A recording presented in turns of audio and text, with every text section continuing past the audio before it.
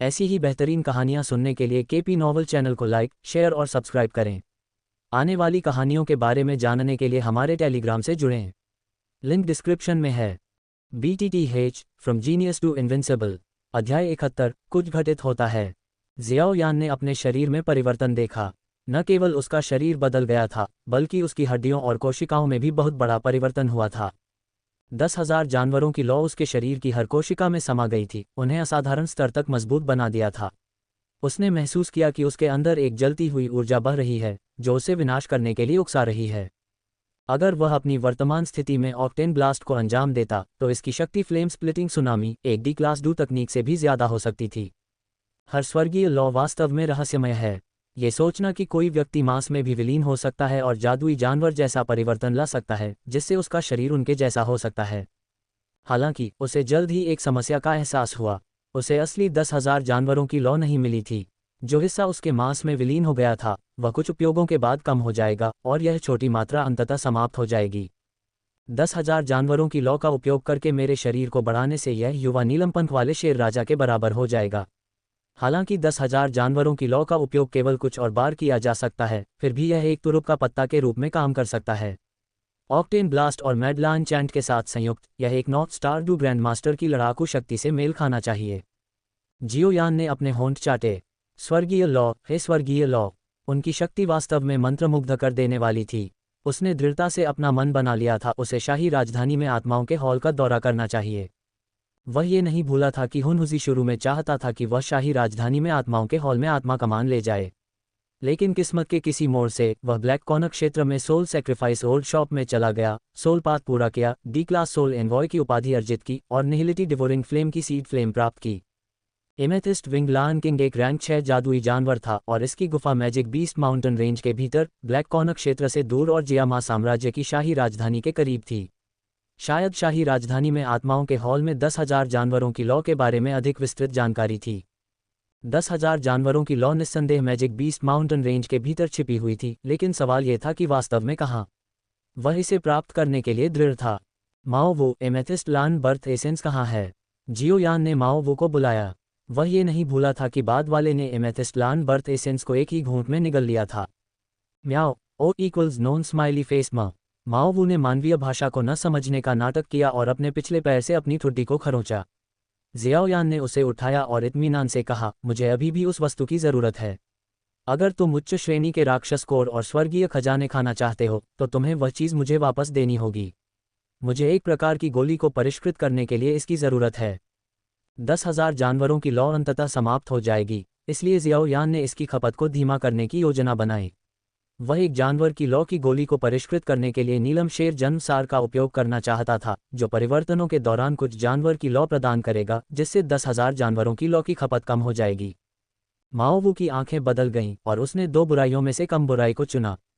एक बिल्ली की तरह बालों की गेंद को खांसते हुए उसने उल्टी की और एक मानव सिर के आकार का नीलम शेर जन्मसार थूक दिया।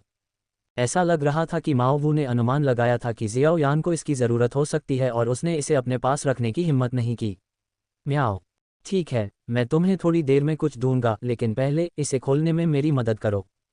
आमतौर पर एक एमेथिस्ट लान बर्थ एसेंस को केवल पर्पल स्पिरिट क्रिस्टल का उपयोग करके खोला जा सकता है, क्योंकि इसका खोल किसी भी अन्य प्रभाव को अवशोषित कर सकता है। लेकिन निहिलिटी डिवोरिंग फ्लेम को और कौन रख सकता है? माओ वू ने एक पंजा बढ़ाया और अपने तीखे पंजों के हल्के स्पर्श से अन्यथा अटूट खोल में एक छोटा सा छेद कर दिया। जियाओ यान ने एक छोटा जेड डिश निकाला और माओ वू के लिए छेद से कुछ पर्पल सोर्स क्रिस्टल डाला। म्याओ, माओ वू की पूंछ हिल रही थी क्योंकि वह क्रिस्टल को चाट रहा था, पूरी तरह से आनंद ले रहा था। जियाओ यान ने अपने हाथ की एक लहर के साथ अपनी स्टोरेज रिंग से एक औषधीय कड़ाही निकाली। उसने अपनी उंगली हिलाई और काली लौ की एक धारा निकली। कुछ ही देर में कड़ाही काली लौ से तीव्र गर्मी से भर गई। उसने अपनी भंडारण अंगूठी से अग्नि गुण ऊर्जा युक्त सभी औषधीय सामग्री को पुनः प्राप्त किया और उन्हें कड़ाही में फेंक दिया। उसके बाद उसने सामग्री से अग्नि गुण ऊर्जा को परिष्कृत करने और इसे लाल पाउडर के द्रव्यमान में बदलने के लिए काली लौ को नियंत्रित किया। लाल पाउडर बनने के बाद जियाओ यान ने एमेथिस्ट लान बर्थ एसेंस का एक हिस्सा सोख लिया और उसे कड़ाही में डाल दिया। फिर उसने सब कुछ एक ही द्रव्यमान में मिला दिया, अंततः इसे 5 बैंगनी लाल रंग की गोलियों में मिला दिया। इन्हें शायद ही गोलियां कहा जा सकता है, क्योंकि जियाओयान ने बस सभी अग्निगुण ऊर्जा सामग्री और एमेथिस्ट प्लांट बर्थ एसेंस को एक साथ मिलाकर छोटे गोल गोले बना लिए थे, बिल्कुल पकौड़ी बनाने की तरह। अगर कोई साधारण व्यक्ति इनमें से एक गोली खा ले तो वह तुरंत फट जाएगा और अग्नि व्यक्ति बन जाएगा, लेकिन जियाओयान यही चाहता था। गोली की बोतल में 5 गोलियों को देखते ही उसके होठों पर एक अनैच्छिक मुस्कान आ गई। उसने अनुमान लगाया कि वह 10,000 जानवरों की लौ का इस्तेमाल सिर्फ 5 बार और कर सकता है। हालांकि इन गोलियों की मदद से उसका जादुई जानवर रूपांतरित राज्य बहुत लंबे समय तक चल सकता है। म्याओ माओवू ने एमेथिस्ट प्लांट बर्थ एसेंस के अवशेषों को चाटना समाप्त किया और जियाओयान के हाथ में गोली की बोतल को देखना शुरू कर दिया। तुम लालची बिल्ली हो, अगर तुम उन सभी को ले जाओगे तो मैं क्या खाऊंगा? जियाओयान ने गोली की बोतल को छिपा दिया। यह उसका जीवन रक्षक तुरुप का पत्ता था। फिर उसने ज्वाला मंत्र का प्रसार करना शुरू किया और साधना शुरू कर दी। थोड़ी देर बाद उसके चेहरे पर कड़वाहट की एक झलक दिखाई दी। 10,000 जानवरों की ज्वाला ने वास्तव में मेरी साधना को एक सितारा ऊपर धकेल दिया है। वुटैन शहर को छोड़े हुए उसे केवल 6 महीने ही हुए थे, फिर भी आत्माओं के हॉल और मैजिक बीस्ट माउंटेन रेंज के सोलपात में उसके अनुभवों से उसकी साधना आसमान छू रही थी। उसे 8 स्टार डू प्रैक्टिशनर से 5 स्टार डू मास्टर बनने में केवल 6 महीने लगे थे। अपने कंफर्ट जोन से बाहर निकलकर जियानान अकादमी छोड़ना सही फैसला था। जियाओयान ने एक छड़ी उठाई और जमीन पर गणनाएं बनाना शुरू कर दिया। मैजिक बीस्ट माउंटेन रेंज की उसकी यात्रा कुछ हद तक असफल रही थी। हालांकि उसकी साधना और शक्ति में बहुत सुधार हुआ था, लेकिन उसने सच्ची 10,000 जानवरों की लौ हासिल नहीं की थी। उसे अपने अगले कार्यों की सावधानीपूर्वक योजना बनानी थी। अपने हाथ में आत्मा आदेश को देखते हुए जियाओयान ने खुद से कहा, मुझे कम से कम एक बार आत्माओं के हॉल का दौरा करना है, और यह शाही राजधानी में सुविधाजनक रूप से स्थित है। जाने से पहले पिता ने मुझे एल्डरनालिन जी से मिलने के लिए भी कहा है, और वास्तव में सगाई का मामला हल होना चाहिए। जियामा साम्राज्य की शाही राजधानी, यह इस यात्रा के लिए मेरा अंतिम गंतव्य है। इसके बाद मुझे जियानान अकादमी में वापस जाना होगा। जियाओयान हमेशा के लिए बाहर नहीं रह सकता था। उसे जियानान अकादमी में वापस जाना था, खासकर जब से जुनेर अभी भी वहां थी। साथ ही वह गिरे हुए दिल की लौ भी थी जिसे वह चाहता था। इस पर विचार करने पर यह नालन यानरान के साथ मामले को सुलझाने का एक अच्छा अवसर होगा। मैं अब से 6 महीने बाद शाही राजधानी जाऊंगा। इसके बाद चाहे मैंने स्वर्गीय ज्वाला का पूर्ण रूप प्राप्त किया हो या नहीं, मैं जियानान अकादमी में वापस आऊंगा और आंतरिक अकादमी में प्रवेश करूंगा। इसका मतलब है कि मेरे पास अभी भी 6 महीने बाकी हैं। उस समय के दौरान मैं अपनी साधना को बेहतर बनाने के लिए और कहाँ जा सकता हूँ? कुछ देर सोचने के बाद जियाओयान ने अचानक खुद का मजाक उड़ाते हुए हंसी निकाली और अपना सिर हिलाया और खुद से कहा, मैं वास्तव में साधना के प्रति जुनूनी हो गया हूँ। मैं हमेशा प्रशिक्षण के बारे में सोचता रहता हूँ। क्या कभी कभार ब्रेक लेना अच्छा नहीं होगा? उसे एहसास हुआ कि वह बहुत ज्यादा तनाव में था। उसका दिमाग साधना में डूबा हुआ था और इसे अंततः कुछ नहीं होने वाला था। उसने अपने पैर की एक झटके से जमीन पर लिखे शब्दों को मिटा दिया। मुझे अपने 2 भाइयों को देखे हुए बहुत समय हो गया है। मुझे आश्चर्य है कि रॉक डेजर्ट सिटी में उनकी भाड़े की कंपनी कैसे काम कर रही है। जियोयान ने आलस से हाथ फैलाया और गुफा के प्रवेश द्वार से आकाश की ओर देखा। उसने शेष 6 महीनों के लिए आराम करने का फैसला किया और रॉक डेजर्ट सिटी में संघर्ष कर रहे अपने भाइयों से मिलने जाना एक अच्छा विचार लगा। उसने गुफा की ओर देखा, लेकिन पिछले कुछ दिनों की यादों पर ध्यान नहीं दिया। अपने हाथ के एक मजबूत धक्का के साथ उसने एक बड़े पत्थर से गुफा को सील कर दिया। गुफा से बाहर निकलने के कुछ ही समय बाद अचानक एक चील की चीख सुनाई दी। जब उसने ऊपर देखा तो उसने देखा कि एक विशाल ब्लू ईगल उसके सामने झपट्टा मार रहा है। क्या तुम जियोलैन हो? जियोयान ने ब्लू ईगल के शरीर पर एक लंबा कटाव घाव देखा जिसमें से लगातार खून बह रहा था। उसकी अभिव्यक्ति तुरंत काली पड़ गई। क्या लिटिल फेरी डॉक्टर को कुछ हो गया था? अध्याय 72 जहर ने किंगशान शहर को भर दिया। जियाओयान ने अपनी स्टोरेज रिंग से कुछ औषधीय मरहम निकाला और उसे ब्लू ईगल के घाव पर सावधानी से लगाया। ये तथ्य कि घाव अभी भी ताज़ा था, हाल ही में लगा था, उसे थोड़ी राहत मिली। चहचहाहट। ब्लू ईगल ने अपनी चोंच से जियाओयान के कपड़ों को खींचा, उसे जल्दी से उसे बचाने के लिए कहा। जियाओयान ब्लू ईगल की पीठ पर चढ़ गया और बोला, जाओ। उसके शब्दों के गिरने पर ब्लू ईगल ने अपने विशाल पंख फड़फड़ाए, जिससे हवा का एक तेज झोंका आया और वह उसे अपनी पीठ पर लेकर किंगशान शहर की ओर बढ़ गया। जियाओयान के उड़ जाने के काफी समय बाद अचानक एक बवंडर आया और एक विशाल प्राणी आकाश से उतरा। नीलम पंखों वाला शेर राजा। नीलम शेर जन्मसार की गंध के आधार पर यह यहाँ होना चाहिए। जियोयान को इस बात का अंदाजा नहीं था कि वह अपनी नन्ही सी जान को खोने के कितने करीब आ गया था। नीलम पंख वाले शेर राजा की संतान के साथ नीलम शेर जन्मसार का जन्म हुआ था। इसलिए नीलम पंख वाले शेर राजा को इसका एहसास तब हुआ जब उसका कठोर खोल टूटा। कुछ समय पहले जियोयान ने खोल को तोड़ने के लिए निहिलिटी भक्षण ज्वाला पर भरोसा किया था और नीलम पंख वाले शेर राजा ने उसे खोज लिया था। नीलम पंख वाले शेर राजा ने चारों ओर देखा और आखिरकार उस गुफा में पहुंच गया जहां जियोयान रुका हुआ था। बड़ी चट्टान को हटाने के बाद युवा नीलम पंख वाले शेर राजा ने गुफा में तेजी से प्रवेश किया। दहाड़ युवा नीलम पंख वाले शेर राजा ने अपना सिर हिलाया लेकिन अपने पिता को संकेत दिया कि चोर वास्तव में हाल ही में वहां गया था, क्योंकि नीलम शेर जन्मसार के निशान अभी भी जमीन पर थे। लेकिन अब वह जगह सुनसान थी। नीलम पंख वाले शेर राजा ने अपनी आंखें सिकोड़ लीं और गहरी आवाज में कहा, कोई बात नहीं, हम यहाँ इंतजार करेंगे। अगर उसका लक्ष्य 10,000 जानवरों की लौ है तो वह जरूर वापस आएगा। जियाओयान किंगशान शहर से कुछ ही दूर ब्लू ईगल से नीचे कूद गया। तुम यहीं रहो, मैं स्थिति का आकलन करने के लिए किंगशान शहर में घुस जाऊंगा और उसके बाद हम लिटिल फेरी डॉक्टर को बचाने के बारे में बात करेंगे। चहचहाहट। ब्लू ईगल ने लिटिल फेरी डॉक्टर के साथ इतना समय बिताया था कि वह कुछ मानवीय भाषण समझ सकता था। वह आसमान में उड़ गया और किंगशान शहर के ऊपर चक्कर लगाया। जियाओयान ने अपना सोल रोब पहना और एक बार फिर शहर से गुजरा। अपने आसपास की हलचल सुनकर वह, जो कई महीनों से दुनिया से अलग थलग था, थोड़ी सी आह भरने से खुद को रोक नहीं सका। मनुष्य वास्तव में सामाजिक प्राणी हैं। हालांकि इस बार उसके पास घूमने फिरने का समय नहीं था और उसने जल्दी से अपने दिमाग से बेतरतीब विचार को निकाल दिया। इतने कम लोग क्यों हैं? जियाओयान को याद आया कि कुछ महीने पहले जब वह पहली बार किंगशान टाउन आया था तो सड़कें लोगों और गतिविधियों से भरी हुई थीं, हर कोने से जीवंत आवाजें आ रही थीं। अब जीवंत होने से बहुत दूर पूरा शहर एक भूतहा शहर जैसा लग रहा था। हर कोई चिंतित दिख रहा था और माहौल भयावह रूप से उदास था। आह, कौन जानता है कि यह महामारी कब खत्म होगी? ये जल्द ही होना चाहिए। क्या उन्हें पहले से ही इसका स्रोत नहीं मिल गया है? लेकिन मुझे अभी भी विश्वास नहीं होता कि यह आपदा लिटिल फेरी डॉक्टर के कारण हुई थी। विस्मयादिबोधक चिन्ह, विस्मयादिबोधक चिन्ह, विस्मयादिबोधक चिन्ह, विस्मयादिबोधक चिन्ह। भौहें सिकोड़ते हुए जियाओयान बात कर रहे दो लोगों की ओर मुड़ा और उनके पास गया। नमस्ते, मैं शहर से बाहर से आया हूँ। क्या आप मुझे बता सकते हैं कि किंगशान टाउन में अब क्या चल रहा है? जब मैं 6 महीने पहले यहाँ था तब ऐसा नहीं था। उसने कुछ सोने के सिक्के निकाले और उन्हें उनके हाथों में थमा दिया। सोने के सिक्के देखकर दोनों व्यक्ति प्रसन्न हुए। उनमें से एक ने कहा, अगर आप बस गुजर रहे हैं तो बेहतर होगा कि आप जल्दी से चले जाएं। पिछले 2 महीनों से किंगशान कस्बे में लोग रहस्यमयी तरीके से मर रहे हैं और कोई भी इसका स्रोत पता नहीं लगा पाया है। जियाओयान का दिल डूब गया। उसे याद आया कि जब वह गया था तो लिटिल फेरी डॉक्टर ने कहा था कि वह 1000 मेडिसिन हाउस में छिप जाएगी।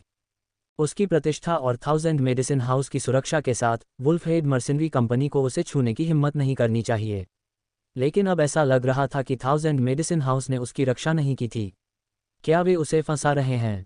जियाओयान ने सोचा, अगर म्यूशे को उस गुफा के बारे में पता होता तो उसके लिए यह अनुमान लगाना मुश्किल नहीं होता कि उसके बेटे की मौत लिटिल फेरी डॉक्टर और खुद उससे जुड़ी थी। उसने मुस्कुराते हुए पूछा, तुमने अभी कहा कि लिटिल फेरी डॉक्टर अपराधी है। ये किसने कहा? क्या वह चिकित्सक नहीं है? उसने एक बार मेरा इलाज भी किया था। दूसरे आदमी ने आह भरी और अपना सिर हिलाया। अफसोस, वुल्फहेड मर्सिनरी कंपनी के नेता म्यूशे के अलावा और कौन है? वह महीनों से दावा कर रहा है कि लिटिल फेरी डॉक्टर ने एक गुफा में खजाने की खोज की और उसके बेटे की मौत का कारण बना। उसने मांग की कि 1000 मेडिसिन हाउस हत्यारे को सौंप दे, लेकिन उन्होंने उसे अनदेखा कर दिया, यह मानते हुए कि वह निराधार आरोप लगा रहा था। लेकिन अप्रत्याशित रूप से कुछ दिन पहले 1000 मेडिसिन हाउस के मालिक ने अचानक घोषणा की कि लिटिल फेरी डॉक्टर इस रहस्यमय महामारी का स्रोत था। जियाओयान की अभिव्यक्ति काली पड़ गई। लोग वास्तव में लालची थे। ऐसा लग रहा था कि जब 1000 मेडिसिन हाउस के मालिक को लिटिल फेरी डॉक्टर द्वारा गुफा में पाए गए खजाने और कीमती औषधीय अवयवों के बारे में पता चला तो उसने आखिरकार म्यूशे के साथ मिलकर उसे धोखा देने का फैसला किया। वैसे भी यह मामला आज खत्म हो जाना चाहिए। मैंने सुना है कि वुल्फहेड मर्सिनरी कंपनी ने आखिरकार आज सुबह लिटिल फेरी डॉक्टर को पकड़ लिया और वे उसे आज 1000 मेडिसिन हाउस में जलाने की योजना बना रहे हैं। धमाका। जैसे ही ये शब्द बोले गए, जियाओयान की अभिव्यक्ति तनावपूर्ण हो गई। उसके बैंगनी बादल के पंख खुल गए और एक शक्तिशाली उछाल ने उसे सीधे आसमान में 1000 दवा घर की ओर धकेल दिया। क्यों पंख? क्या वह डू राजा है? जब उन्होंने जियाओयान को अपने पंख फैलाकर उड़ते हुए देखा तो वे दोनों पूरी तरह से दंग रह गए। उन्होंने कभी उम्मीद नहीं की थी कि चेहरे पर एक सौम्य मुस्कान वाला ये युवक संभवतः डू राजा हो सकता है। क्या वह 1000 दवा घर की ओर जा रहा है? ऐसा लगता है। क्या ये हो सकता है? जल्दी करो, 1000 दवा घर की ओर जल्दी करो, कुछ बड़ा होने वाला है। योजक चिन्ह, योजक चिन्ह। हजारों दवा घर के प्रवेश द्वार पर 10 से अधिक पूरी तरह से सशस्त्र गार्ड पहरा दे रहे थे। इस बीच वुल्फहेड मर्सिनरी कंपनी के दर्जनों भाड़े के सैनिकों ने भीतर के मैदान में भीड़ लगा दी। पूरी जगह इतनी कड़ी सुरक्षा में थी कि एक मक्खी भी अंदर नहीं घुस सकती थी। हजारों दवा घर के मालिक श्री याओ के कमरे में लिटिल फेरी डॉक्टर, जो एक कुर्सी से बंधा हुआ था, अत्यधिक गुस्से से घूर रहा था। वह गंभीरता से सोच रही थी कि क्या वह अंधी हो गई है, क्योंकि उसने एक बार नहीं बल्कि 2 बार गलत लोगों पर भरोसा किया था। लिटिल फेरी डॉक्टर, आपने किंगशान शहर के सभी लोगों को जहर दे दिया है। आपके अपराध जघन्य हैं। गुफा में आपको जो चिकित्सा संग्रह मिला है उसे सौंप दे ताकि हम एक मारक तैयार कर सकें। यही तुम्हारे लिए मुक्ति का एकमात्र मौका है, श्री याओ ने गहरी आवाज में कहा। छोटी परी डॉक्टर ने ठंडी हंसी दी और अपने सामने अधेड़ उम्र के आदमी को तिरस्कार से देखा। जिस व्यक्ति पर वह कभी बहुत भरोसा करती थी, वह अब गुफा में मौजूद खजाने के लिए वुल्फहेड मर्सिनरी कंपनी के साथ मिलकर उसे मारने की साजिश कर रहा था। हाँ, सपने देखती रहो। मैं तुम्हें कुछ भी देने के बजाय मरना पसंद करूंगा। छोटी परी डॉक्टर बहुत सतर्क थी। जैसे ही उसे लगा कि कुछ गड़बड़ है, उसने सब कुछ पैक करके जियाओलैन के साथ भेज दिया था। मूशे ने बगल से ठंडी हंसी हंसी, फिर उसका चेहरा काला पड़ गया जब उसने कहा, मुझे विश्वास नहीं होता कि तुम मरने के करीब होने पर इतनी जिद्दी हो जाओगी। देखते हैं कि जलते हुए मंच पर खड़े होने के बाद भी तुम अपनी यह कठोर बात जारी रख पाते हो या नहीं। तभी एक भाड़े का सिपाही अचानक दरवाजे से घुस आया और जोर से बोला, नेता, वह जियाओयान जिसने युवा नेता को मार डाला था, मुख्य द्वार से अंदर आ गया है। क्या? ये सुनकर म्यूशे और मिस्टर याओ आश्चर्य से एक दूसरे की ओर देखने लगे। वे निश्चित रूप से जानते थे कि जियाओयान एक साथी था, क्योंकि उसने मैजिक बीस्ट माउंटेन रेंज में प्रवेश करने के लिए गार्ड में शामिल होने पर पंजीकरण किया था। जब लिटिल फेरी डॉक्टर और अन्य लोग वापस लौटे तो वह वुल्फहेड मर्सिनरी कंपनी के अलावा एकमात्र व्यक्ति था जो वापस नहीं आया था। म्यूशे ने भी उसे खोजने के लिए मैजिक बीस्ट माउंटेन में लोगों को भेजा था, लेकिन वह जिस क्षेत्र में हाल के महीनों में था, वह वुल्फहेड मर्सिनरी कंपनी के लिए पहुंचने के लिए बहुत गहरा था। जियाओयान की खबर सुनकर लिटिल फेरी डॉक्टर की खूबसूरत आंखों में भावनाओं की एक झलक दिखाई दी और उसके होठों पर एक मुस्कान दिखाई दी। आखिरकार उसकी इन आंखों ने गलत अनुमान नहीं लगाया था। अध्याय 73, बचाव अभियान। क्या सिर्फ म्यूशे ही नहीं बल्कि मिस्टर याओ भी इस खबर से कुछ पल के लिए स्तब्ध रह गए। दोनों तुरंत सीधे बैठ गए। म्यूशे ने भाड़े के सैनिक को पकड़ लिया और पूछा, वह कितने लोगों को लेकर आया है? सिर्फ उसे ही, भाड़े के सैनिक ने अजीब भाव से जवाब दिया। अकेले। म्यूशे और मिस्टर याओ के चेहरे एक दूसरे की ओर देखते हुए ऐसे मुस्कुराए जैसे उन्होंने कुछ गलत सुना हो। म्यूशे ने अविश्वास में कहा, क्या वह पागल है या सिर्फ बेवकूफ़ है? न सिर्फ पूरा परिसर हमारी वुल्फहेड भाड़े की कंपनी के सभी सदस्यों से भरा हुआ है, बल्कि हजारों मेडिसिन हाउस के भाड़े के सैनिक भी हैं। और तुम कह रहे हो कि वह अकेले ही आया है? भाड़े के सिपाही ने जल्दी से सिर हिलाया, फिर अपना सिर हिलाया और स्पष्ट किया, सटीक रूप से कहें तो उसने अंदर हमला नहीं किया। वह वर्तमान में 1000 मेडिसिन हाउस के प्रवेश द्वार पर है। उसने कुछ गार्डों को मार गिराया और मांग की कि मी याओ और कंपनी लीडर उससे मिलने के लिए बाहर जाएं। तो यह ऐसा ही है। मी याओ के चेहरे पर एहसास की एक झलक उभरी और वह मुस्कुराया। मी याओ, क्या आप कुछ जानते हैं? म्यूशे ने हैरान होकर पूछा। अपने चेहरे पर अभी भी मुस्कान के साथ मी याओ ने लिटिल फेरी डॉक्टर को देखा और कहा, वह बच्चा शायद हताशा में लिटिल फेरी डॉक्टर को बचाने आया था और उसके पास खुद को दिखाने के अलावा कोई विकल्प नहीं था। हताशा में? हमारे अनुमान के अनुसार जियाओयान ने 6 स्टार डू प्रैक्टिशनर मूली और 20 भाड़े के सैनिकों को मार डाला था, इसलिए उसका साधना स्तर कम से कम 8 स्टार या 9 स्टार डू प्रैक्टिशनर के बराबर रहा होगा। मूशे ने सहमति में सिर हिलाया। उनके बेटे मूली ने लो जुबान क्लास डू तकनीक सीखना शुरू कर दिया था। हालांकि उसने अभी अभी शुरू किया था, लेकिन वह 7 स्टार डू प्रैक्टिशनर का सामना करने से नहीं डरता था। उस जियाओयान ने उस गुफा से शक्तिशाली जुबान क्लास क्यू विधियां और डू तकनीकें प्राप्त की होंगी। भले ही वह अभी तक डू मास्टर दायरे में नहीं पहुंचा हो, लेकिन उसकी ताकत निश्चित रूप से किसी से कम नहीं है। इसलिए वह आकर उसे बचाने की हिम्मत करता है। मूशे की अभिव्यक्ति और भी गंभीर हो गई। उस गुफा से जुबान क्लास क्यू विधियां और डू तकनीकें उसकी वुल्फहेड भाड़े के सैनिकों की कंपनी की होनी चाहिए थीं। न केवल उन्हें किसी और ने ले लिया था, बल्कि उसके अपने बेटे की भी गलत तरीके से मौत हो गई थी। लिटिल फेरी डॉक्टर को ले जाओ। अगर वह बदमाश गुफा से सामान बदलने को तैयार है तो ऐसा नहीं है कि मैं तुम दोनों प्रेमी पक्षियों को नहीं छोड़ सकता, म्यूशे ने ठंडे अंदाज में कहा। हालांकि उसकी आंखों में नजर आने से पता चलता था कि वह अपने बेटे के हत्यारे को जाने नहीं देना चाहता था। वह एक उदास भाव के साथ मुख्य हॉल से बाहर निकला और ठंडे स्वर में आदेश दिया, किसी को एस्टेट के मुख्य द्वार को बंद करने के लिए कहो। मैं उसे बताना चाहता हूं कि यह ऐसी जगह नहीं है जहां वह अपनी मर्जी से आ जा सकता है। समझ गया? भाड़े के सिपाही के चेहरे पर भी एक भयावह मुस्कान चमक उठी, इससे पहले कि वह जल्दी से आदेश देने के लिए मुड़ा। लिटिल फेरी डॉक्टर ने ये सुनकर शांत रही। केवल वह ही जानती थी कि उस रात गुफा में क्या हुआ था। इसे वास्तव में युद्ध नहीं कहा जा सकता था, यह एक तरफा नरसंहार था। उस समय जियाओ यान की ताकत निश्चित रूप से म्यूशे से ज्यादा थी। 6 महीने बाद के जियाओ यान की तो बात ही छोड़िए। समूह तेजी से सामने के हॉल से गुजरा और सामने के परिसर में पहुंचा। मुख्य द्वार के पास काले लबादे में एक युवक मुस्कुराता हुआ खड़ा था। 1 दर्जन से अधिक वुल्फहेड भाड़े के सैनिक उसके पैरों के पास जमीन पर तड़प रहे थे। ये पहली बार था जब म्यूशे और मिस्टर याओ ने जियाओ यान को देखा था। कुछ महीने पहले उन्होंने केवल उन लोगों से उसके बारे में वर्णन सुना था जो तब पंजीकृत थे। केवल कुछ महीनों तक तुम्हें न देखने के बाद तुम इतनी दयनीय स्थिति में कैसे पहुंच गए? जियाओ यान ने कसकर बंधे लिटिल फेरी डॉक्टर को देखा और मजाक में कहा। किसी अज्ञात कारण से लिटिल फेरी डॉक्टर को जियाओ यान के चिढ़ाने वाले शब्दों को सुनकर गुस्सा नहीं आया। इसके बजाय उसने एक गर्म धारा महसूस की जिसने उसके दिल को सुकून दिया। आज तुम अपने अपराधों के लिए खून से भुगतान करोगे। म्यूशे ने तबाह हो चुके परिसर को देखते हुए एक गहरी सांस ली, फिर एक क्रूर और विषैले भाव के साथ जियाओ यान की ओर इशारा किया। जियो यान ने नाराज म्यूशे को सोच समझकर देखा और कहा, तो आप म्यूली के पिता हैं। कुछ समानता है, खासकर वह नपुंसक क्रोधित नज़र। ये बिल्कुल वैसा ही है। म्यूशे ने झंझनाते हुए एक लंबा भाला निकाला जो जियाओ यान से मौत तक लड़ने के लिए तैयार था। मी याओ ने जल्दी से उसे वापस खींच लिया और धीमी आवाज में कहा, पहले गुफा से खजाने निकालो, फिर वह तुम्हारा है। मी याओ ने फिर एक दोस्ताना मुस्कान के साथ आगे बढ़कर कहा, छोटे दोस्त जियाओ यान, मैं जानता हूं कि तुम और लिटिल फेरी डॉक्टर के बीच गहरा रिश्ता है, लेकिन उसने किंगशान टाउन के निवासियों को जहर दे दिया। हमें लोगों का इलाज करने के लिए गुफा से चिकित्सा संग्रह प्राप्त करना होगा। जियाओ यान ने हल्की मुस्कान दी, मी याओ के निहितार्थ को स्पष्ट रूप से समझते हुए। अपने हाथ को घुमाते हुए एक स्क्रॉल और एक प्राचीन नुस्खा उसकी मुट्ठी में दिखाई दिया। जिस क्षण स्क्रॉल और नुस्खा दिखाई दिया, म्यूशे और अन्य लोगों की सांसें स्पष्ट रूप से तेज हो गईं। हाइजुवान क्लास फ्लाइंग डू तकनीक, ईगल विंग्स और एक प्राचीन औषधीय नुस्खा, ये वही हैं जो आप चाहते हैं। कवर पर हाइजुवान क्लास लिखे बड़े अक्षर विशेष रूप से आकर्षक थे। जियाओ यान ने ईगल विंग स्क्रॉल और रेसिपी को मुस्कुराते हुए लहराया। अभी उन्हें सौंप दो, म्यूशे और मिस्टर याओ ने एक साथ चिल्लाया। जियाओ यान ने एक फायर स्टार्टर निकाला और कहा, इतनी जोर से मत चिल्लाओ। अगर तुम मुझे चौंका दोगे और मेरा हाथ फिसल जाएगा, तो अगर वे जल गए तो मैं जिम्मेदार नहीं ठहराया जा सकता। आखिर तुम क्या चाहते हो? म्यूशे इतना क्रोधित था कि उसने अपने दांत पीस लिए।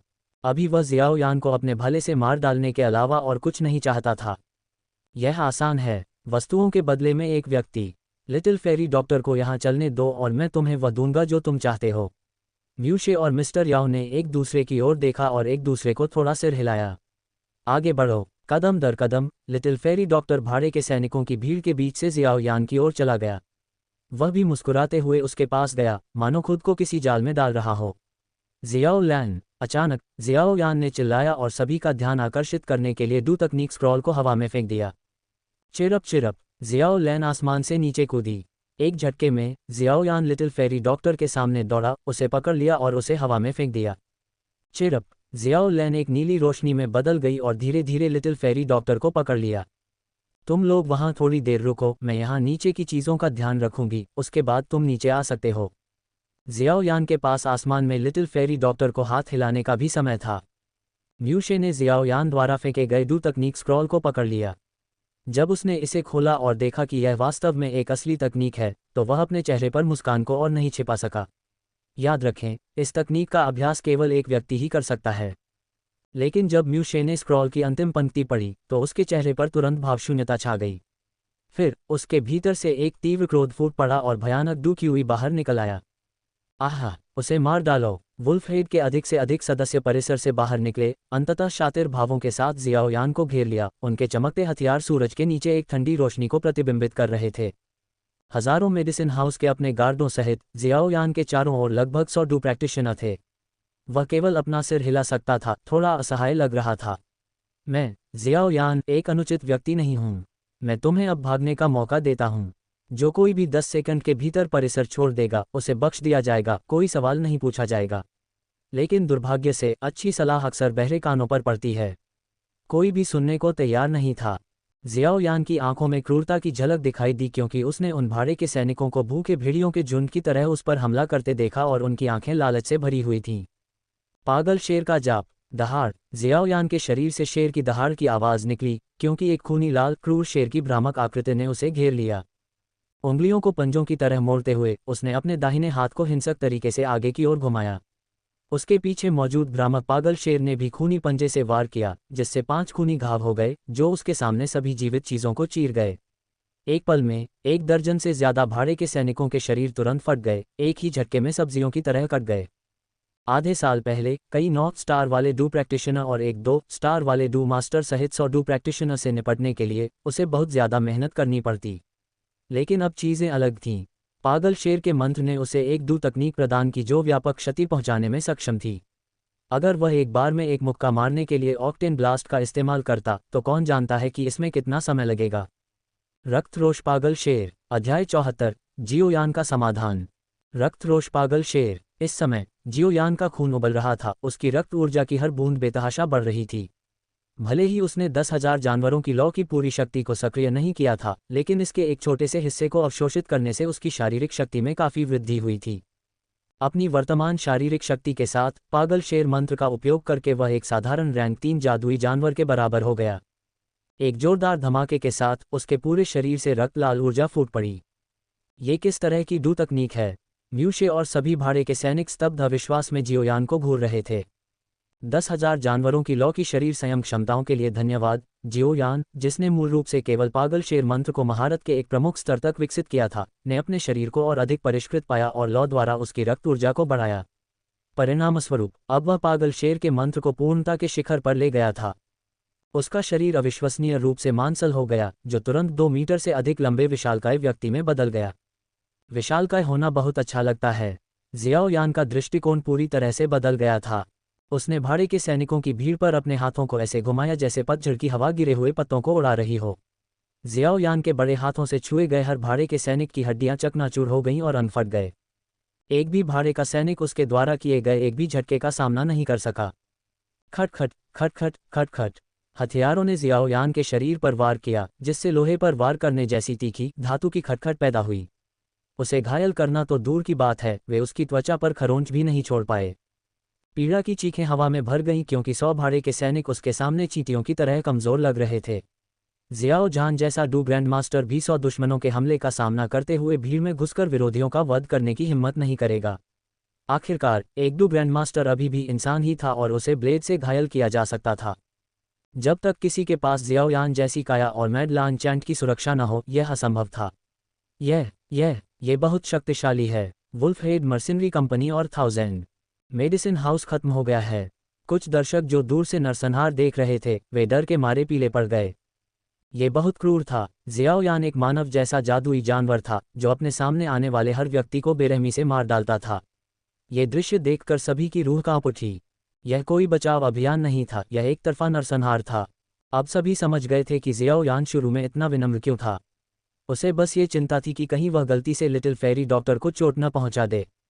गड़गड़ाहट। उसके पैर के एक ही धक्के से मेडिसिन हाउस की जमीन फट गई। परिसर में पेड़, दीवारें और इमारतें मलबे में तब्दील हो गईं। भागो, जल्दी करो, अपनी जान बचाओ, मदद करो। जियाओ यान कितना भयानक रूप से शक्तिशाली था, ये देखकर शेष भाड़े के सैनिकों ने उससे लड़ने की हिम्मत नहीं की और सभी दिशाओं में भागने लगे। लेकिन जैसा कि जियाओ यान ने चेतावनी दी थी, वह दूसरा मौका नहीं देगा उन लोगों के लिए जिन्होंने भागने के बजाय शुरू में उस पर हमला किया था। दहाड़। जियाओ यान ने एक भयंकर दहाड़ लगाई, अपनी सारी ताकत इकट्ठा की और जमीन पर जोर से रौंद दिया। एक तेज धमाके के साथ ऊर्जा की एक भयानक शॉकवेव उसके चारों ओर फैल गई, जिससे जमीन में अनगिनत दरारें दिखाई देने लगीं। मैडलान चैंट के शॉकवेव के विस्फोट में फंसे हर भाड़े के सैनिक के आंतरिक अंग चकनाचूर हो गए और वे तुरंत मर गए। मैडलान चैंट एक लंबी दूरी की क्षति तकनीक थी जिसमें शारीरिक शक्ति और डूक्यूई के संयोजन का उपयोग किया जाता था। हालांकि इसकी आमने सामने की लड़ाई की क्षमता ऑक्टेन ब्लास्ट से मेल नहीं खा सकती थी, लेकिन ये कमजोर दुश्मनों को सामूहिक रूप से खत्म करने के लिए एकदम सही थी। जियाओ यान ने जोर से सांस छोड़ी और भ्रामक शेर की आकृति गायब हो गई। यहाँ तक कि वह, जिसका शरीर 10,000 जानवरों की ज्वाला से तड़प रहा था, अपनी शारीरिक शक्ति में एक महत्वपूर्ण कमी महसूस कर रहा था। पूरी तरह से महारत हासिल हाई जुबान क्लास डू तकनीक का उपयोग करना अभी भी उसके लिए बहुत भारी पड़ा। आपने गलत प्रतिद्वंद्वी को चुना, जियाओ यान ने कहा जब उसने मूशे और मिस्टर याओ की ओर देखा, जो भाड़े के सैनिकों के पीछे छिपे हुए थे और इस तरह डू तकनीक की लहरों में नहीं फंसे। वुल्फहेड मर्सिनरी कंपनी को, जिसे उसने जीवन भर मेहनत से बनाया था, नष्ट होते देख उसके सभी भाड़े के सैनिकों को जियोयान ने मार डाला। मूशे स्तब्ध रह गया। उसने जियोयान को कटुता और घृणा से भरी आंखों से घूरा। कांपते हुए हाथ से उसने धीरे से अपना स्टील का भला उठाया। वह जानता था कि वह हार चुका है और जियोयान को हराने की उम्मीद नहीं कर सकता, लेकिन उसने भागने का विकल्प नहीं चुना। वुल्फहेड मर्सिनरी कंपनी के चले जाने के बाद उसके पास पकड़ने के लिए कुछ भी नहीं बचा था। हत्या के इरादे से भरी एक डरावनी आवाज में उसने कहा, मृत्यु में भी मैं तुम्हें अपने साथ ले जाऊंगा। वायु विशेषता डूक्यूई की एक परत उसके स्टील के भाले के चारों ओर लिपटी हुई थी। बढ़ती हवा का कदम, आंधी छेद। मूशे ने अपने भाले को हिंसक रूप से घुमाया और एक गहरी दहाड़ लगाए। तुरंत भाले की नोक एक हल्के हरे रंग के बवंडर से घिर गई। जैसे ही बवंडर आया, ऐसा लगा कि यह आसपास की हवा को चीरता हुआ सीधे जियाओ यान के सिर की ओर बढ़ रहा है। प्रशंसनीय साहस। अपने अगले जन्म में एक अच्छे पिता बनना याद रखना। अपने बेटे को पढ़ाने में कुछ प्रयास करना और अपहरण और जबरन वसूली से दूर रहना। इसका कभी भी अच्छा अंत नहीं होता। Octane blast. जियाओ यान ने अपना हाथ उठाया और सीधे भाले की नोक पर मुक्का मारा। धमाका, धमाका, धमाका। स्टील का भाला भंगुर बर्फ की तरह टूट गया और टुकड़ों में टूट गया। म्यूशे की कल्पना से परे एक शक्ति भाले से उसके शरीर में चली गई और उसे पीछे की ओर उड़ा दिया। धमाका। जैसे ही उसे पीछे की ओर फेंका गया, छिपी हुई शक्ति फूट पड़ी। तुरंत लाल खून हर जगह फैल गया। बस इसी तरह किंगशान टाउन की वुल्फहेड मर्सिनरी कंपनी इतिहास बन गई। एक हल्की हवा दवा घर से होकर बही, धीरे धीरे जमी धूल को हटाती हुई। जियाओ यान का सिलहूट धीरे धीरे उभर आया, जो अपने हाथों को अपनी पीठ के पीछे करके खड़ा था। नीचे सुरक्षित युवक को देखते हुए ऊपर से देख रहे लिटिल फेरी डॉक्टर के चेहरे पर आश्चर्य की लकीरें उभर आईं। जियाओ यान 6 महीने पहले की तुलना में कई गुना ज्यादा ताकतवर हो गया था। Dope star do master do तकनीक का इस्तेमाल करते हुए उसकी एक भी चाल का सामना नहीं कर सकता था।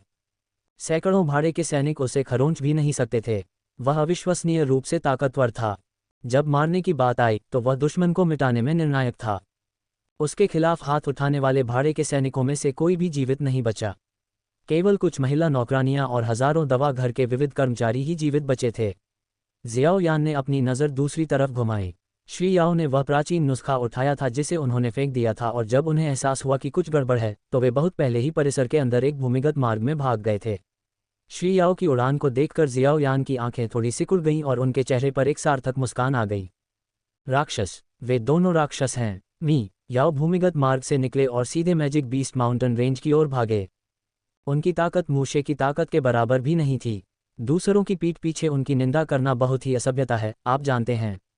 जियाओ यान की आवाज़ अचानक मी याओ के सिर के ऊपर से आई। मी याओ ने डर कर ऊपर देखा, तभी जियाओ यान उनके ऊपर मंडराता हुआ दिखाई दिया। पर्पल क्लाउड विंग्स की सहायता से उन्हें मुस्कुराते हुए देख रहा था। मुझे मत मारो, मैं तुम्हें 1000 दवाइयों का घर दे सकता हूँ, सब कुछ तुम्हारा होगा। मी याओ दोनों घुटनों के बल पर झुके और बार बार प्रणाम किया। जियाओ यान की आंखें शांत थीं और वह एक समान स्वर में बोल रहा था, जब तुमने लिटिल फेरी डॉक्टर को फंसाया और उसे अपने खजाने सौंपने के लिए मजबूर करने की कोशिश की तो तुम्हें इस दिन का अनुमान लगा लेना चाहिए था। ये सच नहीं है, मैंने उस पर झूठा आरोप नहीं लगाया। महामारी वास्तव में लिटिल फेरी डॉक्टर के कारण हुई थी।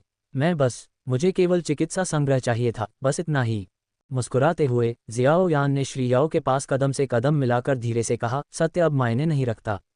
तुम्हारे मरने के बाद शहर के लोगों को तुम्हारे शरीर पर जहर और एक प्राचीन जहर का नुस्खा मिलेगा।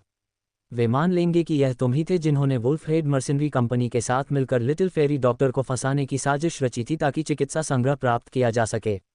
एक झटके के साथ जियाओ यान ने श्री याओ की गर्दन मरोड़ दी, जिससे उनके चेहरे पर पूरी तरह से अविश्वास का भाव आ गया। इस दुनिया में सत्य का कोई मतलब नहीं था जहां ताकतवर सर्वोच्च शासन करते हैं। शक्तिशाली लोग तय करते हैं कि सत्य क्या है। जियाओ कबीले के लिटिल कबीले के नेता के रूप में जियाओ यान ने इस सिद्धांत को बहुत पहले ही समझ लिया था। उसके बिना, वास्तविक सच्चाई की परवाह किए बिना, पूरा किंगशान शहर यह मानने लगा होता कि लिटिल फेरी डॉक्टर ने वुल्फहेड मर्सिनरी कंपनी और 1000 मेडिसिन हाउस के दबाव में निवासियों की रहस्यमयी मौतों का कारण बना था। अब यह सिर्फ इतना था कि वह ज्यादा ताकतवर था। अध्याय 75, सबसे दयालु चिकित्सक का हृदय आए। वास्तव में जियाओ यान ने पहले ही अनुमान लगा लिया था कि श्री याओ शायद झूठ नहीं बोल रहे थे। जिस क्षण वह किंगशान टाउन में पहुंचा और लिटिल फेरी डॉक्टर को देखा, उसने पहले ही कुछ असामान्य देखा था। यह उसकी ताकत थी। जियाओ यान की शक्तिशाली आध्यात्मिक शक्ति ने पता लगाया कि लिटिल फेरी डॉक्टर पहले ही 6 सितारा डू प्रैक्टिशनर चरण तक पहुंच चुकी थी। ये वास्तव में इस असाधारण साधना उन्नति के कारण था, साथ ही साथ रंगीन जहर शास्त्र का उपयोग करके जहर बनाने की उसकी क्षमता के कारण, जिसने उसे भागने की अनुमति दी जब 1000 दवाघर और वुल्फहेड भाड़े के सैनिकों की कंपनी ने शुरू में उसे पकड़ने की कोशिश की। ये ध्यान दिया जाना चाहिए कि जब जियाओ यान कुछ महीने पहले लिटिल फेरी डॉक्टर से पहली बार मिला था, तो वह केवल दुशिष्य क्षेत्र में थी। कुछ ही महीनों में उसकी ताकत ने एक पूरे प्रमुख क्षेत्र को छलांग लगा दी थी। ये गति उसकी अपनी प्रगति से भी तेज थी। लेकिन सबसे महत्वपूर्ण बात यह है कि जियाओ यान ने पाया कि जियाओ लैन, उसके ब्लू ईगल को भी जहर दिया गया था। उसने जियाओ लैन को जो दवा दी थी, वह सिर्फ एक मरहम नहीं थी, बल्कि उसमें डिटॉक्सिफिकेशन की गोली से बना डिटॉक्सिफाई पाउडर भी था। हालांकि विषाक्तता बहुत हल्की थी, लेकिन लंबे समय तक संपर्क में रहने से जादुई जानवरों में भी अंग विफलता हो सकती थी। गुफा में 3 पत्थर के बक्सों में से लिटिल फेरी डॉक्टर ने जो प्राप्त किया, वह वास्तव में एक जहर शास्त्र था, न कि वह चिकित्सा संग्रह जिसका दावा श्री याओ ने किया था। जहर देना लिटिल फेरी डॉक्टर के लिए बिल्कुल भी समस्या नहीं होगी। हालांकि उसे यह समझ में नहीं आया कि वह किंगशान टाउन के निवासियों को जहर क्यों देना चाहती थी। इसके अलावा यहाँ तक कि उसके अपने ब्लू ईगल को भी जहर दिया गया था। एक पल के लिए सोचने के बाद जियाओ यान ने श्री याओ की लाश को अपने स्टोरेज रिंग में संग्रहित किया और अपने पर्पल क्लाउड विंग्स का उपयोग करके आकाश में उड़ गया। जियाओ यान के आगमन को देखकर लिटिल फेरी डॉक्टर की आंखें आक्रोश और झुंझलाहट से भर गईं। क्योंकि जब जियाओ यान ने उसे जियाओ लैन के लिए उछाला था, तो उसने उसके बंधन नहीं खोले थे। अभी वह एक बंधी हुई रजाई की तरह बंधी हुई थी, जियाओ लैन की पीठ पर लिपटी हुई, पूरी तरह से हिलने में असमर्थ। माफ़ करें, काम इतने ज़रूरी थे कि मैं आपको खोलना भूल गया। हालांकि जियाओ यान ने माफ़ी मांगी, लेकिन उसके चेहरे पर दबी हुई हंसी झलक रही थी। अभी भी हंस रहा हूँ। ... जियाओ यान ने रस्सियों को जलाने के लिए अपनी काली लौ का इस्तेमाल करने के बाद लिटिल फेरी डॉक्टर ने पूछा, क्या सब कुछ ठीक हो गया है? जियाओ यान ने सिर हिलाया और धीरे धीरे जियाओ लैन के साथ हजारों दवा घर के परिसर के खंडहर में उतर गया। लिटिल फेरी डॉक्टर जियाओ लैन की पीठ से उतरी और एक बार संपन्न परिसर को अब खंडहर में तब्दील होते और लाशों से अटे पड़े देखकर आहें भरी। आखिरकार यह उसका घर था और वह अपने दिल में दुख की पीड़ा महसूस करने से खुद को नहीं रोक पाए। वैसे क्या तुम्हें जहर की रेसिपी मिल गई? किंगशान टाउन में अभी भी कई लोग इलाज के लिए इंतजार कर रहे हैं। लिटिल फेरी डॉक्टर को अचानक याद आया और उसने तुरंत पूछा। जियाओ यान ने मुस्कुराते हुए कहा, बेशक मुझे मिल गई। म्यूशे और मिस्टर याओ ने मरने से पहले सब कुछ कबूल कर लिया था। उन्होंने जानबूझकर पानी के स्रोत में जहर मिला दिया ताकि तुम लोगों का भरोसा खो दो और फिर इसके लिए तुम्हें फंसा दिया। जहर की रेसिपी मिस्टर याओ के शरीर पर मिली थी। जियाओ यान ने मिस्टर याओ की लाश को अपनी स्टोरेज रिंग से निकाला और उसमें से जहर की रेसिपी निकाली। ये रेसिपी दरअसल वह प्राचीन रेसिपी थी जिसे उसने लिटिल फेरी डॉक्टर के बदले में मोलभाव के तौर पर पेश किया था, जिसे मिस्टर याओ ने उठा लिया था। शुरू से ही उसने इन लोगों को बख्शने का इरादा नहीं किया था। अगर उसने खरपतवार काटते समय मूल कारण को खत्म नहीं किया, तो कोई भी बचा हुआ खतरा बदला लेने के लिए वापस आ सकता है, जो परेशानी भरा होगा। छोटी परी डॉक्टर ने जहर के नुस्खे पर एक नज़र डाली और आक्रोश भरे भाव से कहा, कितना नीच! अपने फायदे के लिए इतनी हद तक जाना। चिंता मत करो, ये बस एक मामूली जहर है। मेरे पास विश्रण की गोलियां हैं जो इसका प्रतिकार कर सकती हैं। जियाओ यान ने विश्रण की गोलियों की एक बोतल निकालते हुए कहा। ये राहत की बात है। लिटिल फेरी डॉक्टर ने राहत की सांस ली क्योंकि आखिरकार उसके दिल से एक बोझ उतर गया था। थोड़ी देर बाद किंगशान टाउन के निवासी परिसर के चारों ओर इकट्ठा होने लगे जब उन्होंने देखा कि लड़ाई का शोर शांत हो गया है। वह म्यूशे है और 1000 दवा घर से मिस्टर याओ, वे सभी मर चुके हैं। वुल्फहेड मर्सिनरी कंपनी खत्म हो गई है। शहरवासियों की हलचल भरी बातचीत सुनकर जियाओ यान आगे बढ़ा और कहा, किंगशान टाउन के लोगों, मैं लिटिल फेरी डॉक्टर का दोस्त हूँ। मैं यहाँ विशेष रूप से इसलिए आया हूँ क्योंकि मुझे पता चला कि उसे फंसाया गया है। फंसाया गया? क्या आपका मतलब है कि लिटिल फेरी डॉक्टर इस महामारी के लिए जिम्मेदार नहीं है? किंगशान टाउन के मेयर ने भीड़ से आगे बढ़कर उत्साह से पूछा। जियाओ यान ने अपना सिर हिलाया और समझाया, जैसा कि आपने सुना होगा, लिटिल फेरी डॉक्टर के पास कुछ मूल्यवान खजाने आ गए हैं। उसे उन्हें सौंपने के लिए मजबूर करने के लिए वुल्फहेड मर्सिनरी कंपनी के म्यूशे और मिस्टर याओ ने सेना में शामिल होकर शहर के जल स्रोत को जहर दे दिया। आप महामारी से नहीं, बल्कि जहर से पीड़ित हैं। जहर? हम क्या करने जा रहे हैं? हमारे पास किंगशान टाउन में कोई कीमियागर नहीं है। जियाओ यान ने सभी को शांत होने का इशारा किया और गोलियों की एक बोतल निकालते हुए कहा, चिंता मत करो सभी। मुझे मिस्टर याओ के शरीर पर जहर का नुस्खा मिला है और सौभाग्य से यह जहर बहुत शक्तिशाली नहीं है। यहाँ कुछ प्रथम श्रेणी की विषाक्त गोलियां हैं, बस उन्हें कुएं के पानी में घोलकर पी लो और सब ठीक हो जाएंगे। जब उन्होंने जियाओ यान को औषधीय गोलियां बनाते देखा तो सभी की आंखें चमक उठीं। इस सुदूर शहर में गोलियां वास्तव में किंवदंतियों की चीज थीं। धन्यवाद उपकारकर्ता, आप हमारे शहर के उद्धारकर्ता हैं। जियाओ यान ने जल्दी से मेयर को, जो घुटने टेकने वाला था, अपने पैरों पर खड़ा किया और अपनी नाक रगड़ते हुए हंसा। मैंने ज्यादा कुछ नहीं किया है। ये पहली श्रेणी की औषधीय गोलियां इतनी मूल्यवान नहीं हैं। अब जल्दी करो, शहरवासी अभी भी इंतजार कर रहे हैं। उसने मेयर को डिटॉक्सिफिकेशन गोलियां दी, जो बाकी का ख्याल रखेगा। जब उसने देखा कि शहरवासी खुद को व्यस्त करने लगे हैं तो जियाओ यान लिटिल फेरी डॉक्टर की ओर मुड़ा और पूछा, अब तुम क्या करोगे? लिटिल फेरी डॉक्टर ने धीरे से आह भरी। हजारों दवाइयों का घर चला गया और मूशे और मिस्टर याओ दोनों मर गए। सभी पुराने गिले शिकवे धुएं की तरह गायब हो गए। उसने अपने गुलाबी होंठों को एक साथ दबाया और धीरे से कहा, मुझे लगता है मुझे भी किंगशान शहर छोड़ देना चाहिए। जियाओ लैन के ऊपर बैठकर उसने जियाओ यान को हाथ हिलाया। ऊपर आओ, मैं तुम्हें एक अच्छी जगह ले जाऊंगी। ओह, तुमने एक और गुफा खोज ली। ... लिटिल फेरी डॉक्टर के मार्गदर्शन में जियाओ यान ऊपर से सीधे धुंधली पर्वत श्रृंखला में उड़ गया। आश्चर्यजनक रूप से बादलों के नीचे छिपी एक छोटी एकांत घाटी थी। घाटी एक समृद्ध जीवंत ऊर्जा से भरी हुई थी जिसने जियाओ यान की आत्मा को उत्साहित कर दिया क्योंकि उसने गहरी सांस ली। यहाँ की लकड़ी की विशेषता वाली ऊर्जा अविश्वसनीय रूप से सघन और शुद्ध है। निश्चित रूप से औषधीय जड़ी बूटियों और आध्यात्मिक फलों की खेती के लिए एक आदर्श स्थान है। खुद एक कीमियागर के रूप में जियाओ यान सिर्फ एक गहरी सांस से बता सकता था। आपको ये कैसा लगा? ये छोटी घाटी बाहरी दुनिया से पूरी तरह से अलग है और घने कोहरे में डूबी हुई है। ये बेहद अच्छी तरह से छिपी हुई है। अगर जियाओ लैन कुछ महीने पहले संयोग से इस जगह पर नहीं पहुंचती तो यह अद्भुत जगह शायद अनदेखी ही रह जाती। जियाओ यान के चेहरे पर विस्मय के भाव देखकर लिटिल फेरी डॉक्टर ने थोड़ा गर्व नाजुक हंसी निकाली। ये वास्तव में एक खजाना है। जैसा कि जियाओ यान ने अनुमान लगाया था, घाटी औषधीय जड़ी बूटियों से भरी हुई थी जिससे उसकी कीमियागर आंखें उत्साह से चमक उठीं। जियाओ यान की चमकती आंखों को देखकर जैसे कि वह हर जड़ी बूटी को इकट्ठा करना चाहता था, लिटिल फेरी डॉक्टर मुस्कुराए बिना नहीं रह सका और कहा, जियाओ यान, तुम एक कीमियागर हो, है न? जियाओ यान ने कंधे उचका दिए। तुमने कभी नहीं पूछा, इसलिए मैंने इसका उल्लेख नहीं किया। मैं जानबूझकर तुमसे इसे छिपाने की कोशिश नहीं कर रहा था। लिटिल फेरी डॉक्टर ने एक पल के लिए सोचा और अचानक गंभीर भाव से पूछा, जियाओ यान, मेरे साथ ईमानदार रहो। किंगशान टाउन के निवासियों को जहर देने का वास्तव में कुछ संबंध मुझसे है न? जियाओ यान ने लिटिल फेरी डॉक्टर के गंभीर चेहरे को देखा और बदले में पूछा, तुम ऐसा क्यों सोचते हो? क्योंकि तुम झूठ बोलने में बहुत खराब हो। लिटिल फेरी डॉक्टर ने ईर्ष्या के भाव से जियाओ यान को देखा और कहा, मैंने तुम्हें ये कभी नहीं बताया, लेकिन मेरा जन्मजात डूक्यूई गुण जहर है। कुछ महीने पहले जब मैंने एक गुफा में 7 रंगीन जहर शास्त्र प्राप्त किया तो मेरी साधना का स्तर आश्चर्यजनक दर से बढ़ने लगा। कभी कभी तो रातों रात बढ़ जाता था। इसके अलावा किंगशान टाउन के सभी जहर वाले निवासी वे लोग हैं जिन्होंने मेरा उपचार प्राप्त किया है और पिछले कुछ महीनों में मैंने जो दवा तैयार की है उसे लिया है। तुम्हें इसके बारे में कुछ पता है न? अध्याय 76, सबसे दयालु चिकित्सक का हृदय द्वितीय। जियाओ यान के झूठ बोलने के कौशल में वास्तव में कुछ कमी थी। लिटिल फेरी डॉक्टर, जो खुद एक चिकित्सक थी, ने भी जांच की थी कि शहर के लोगों को जहर क्यों दिया गया था। बेशक उसने मिस्टर याओ और म्यूशे की भी जांच की थी।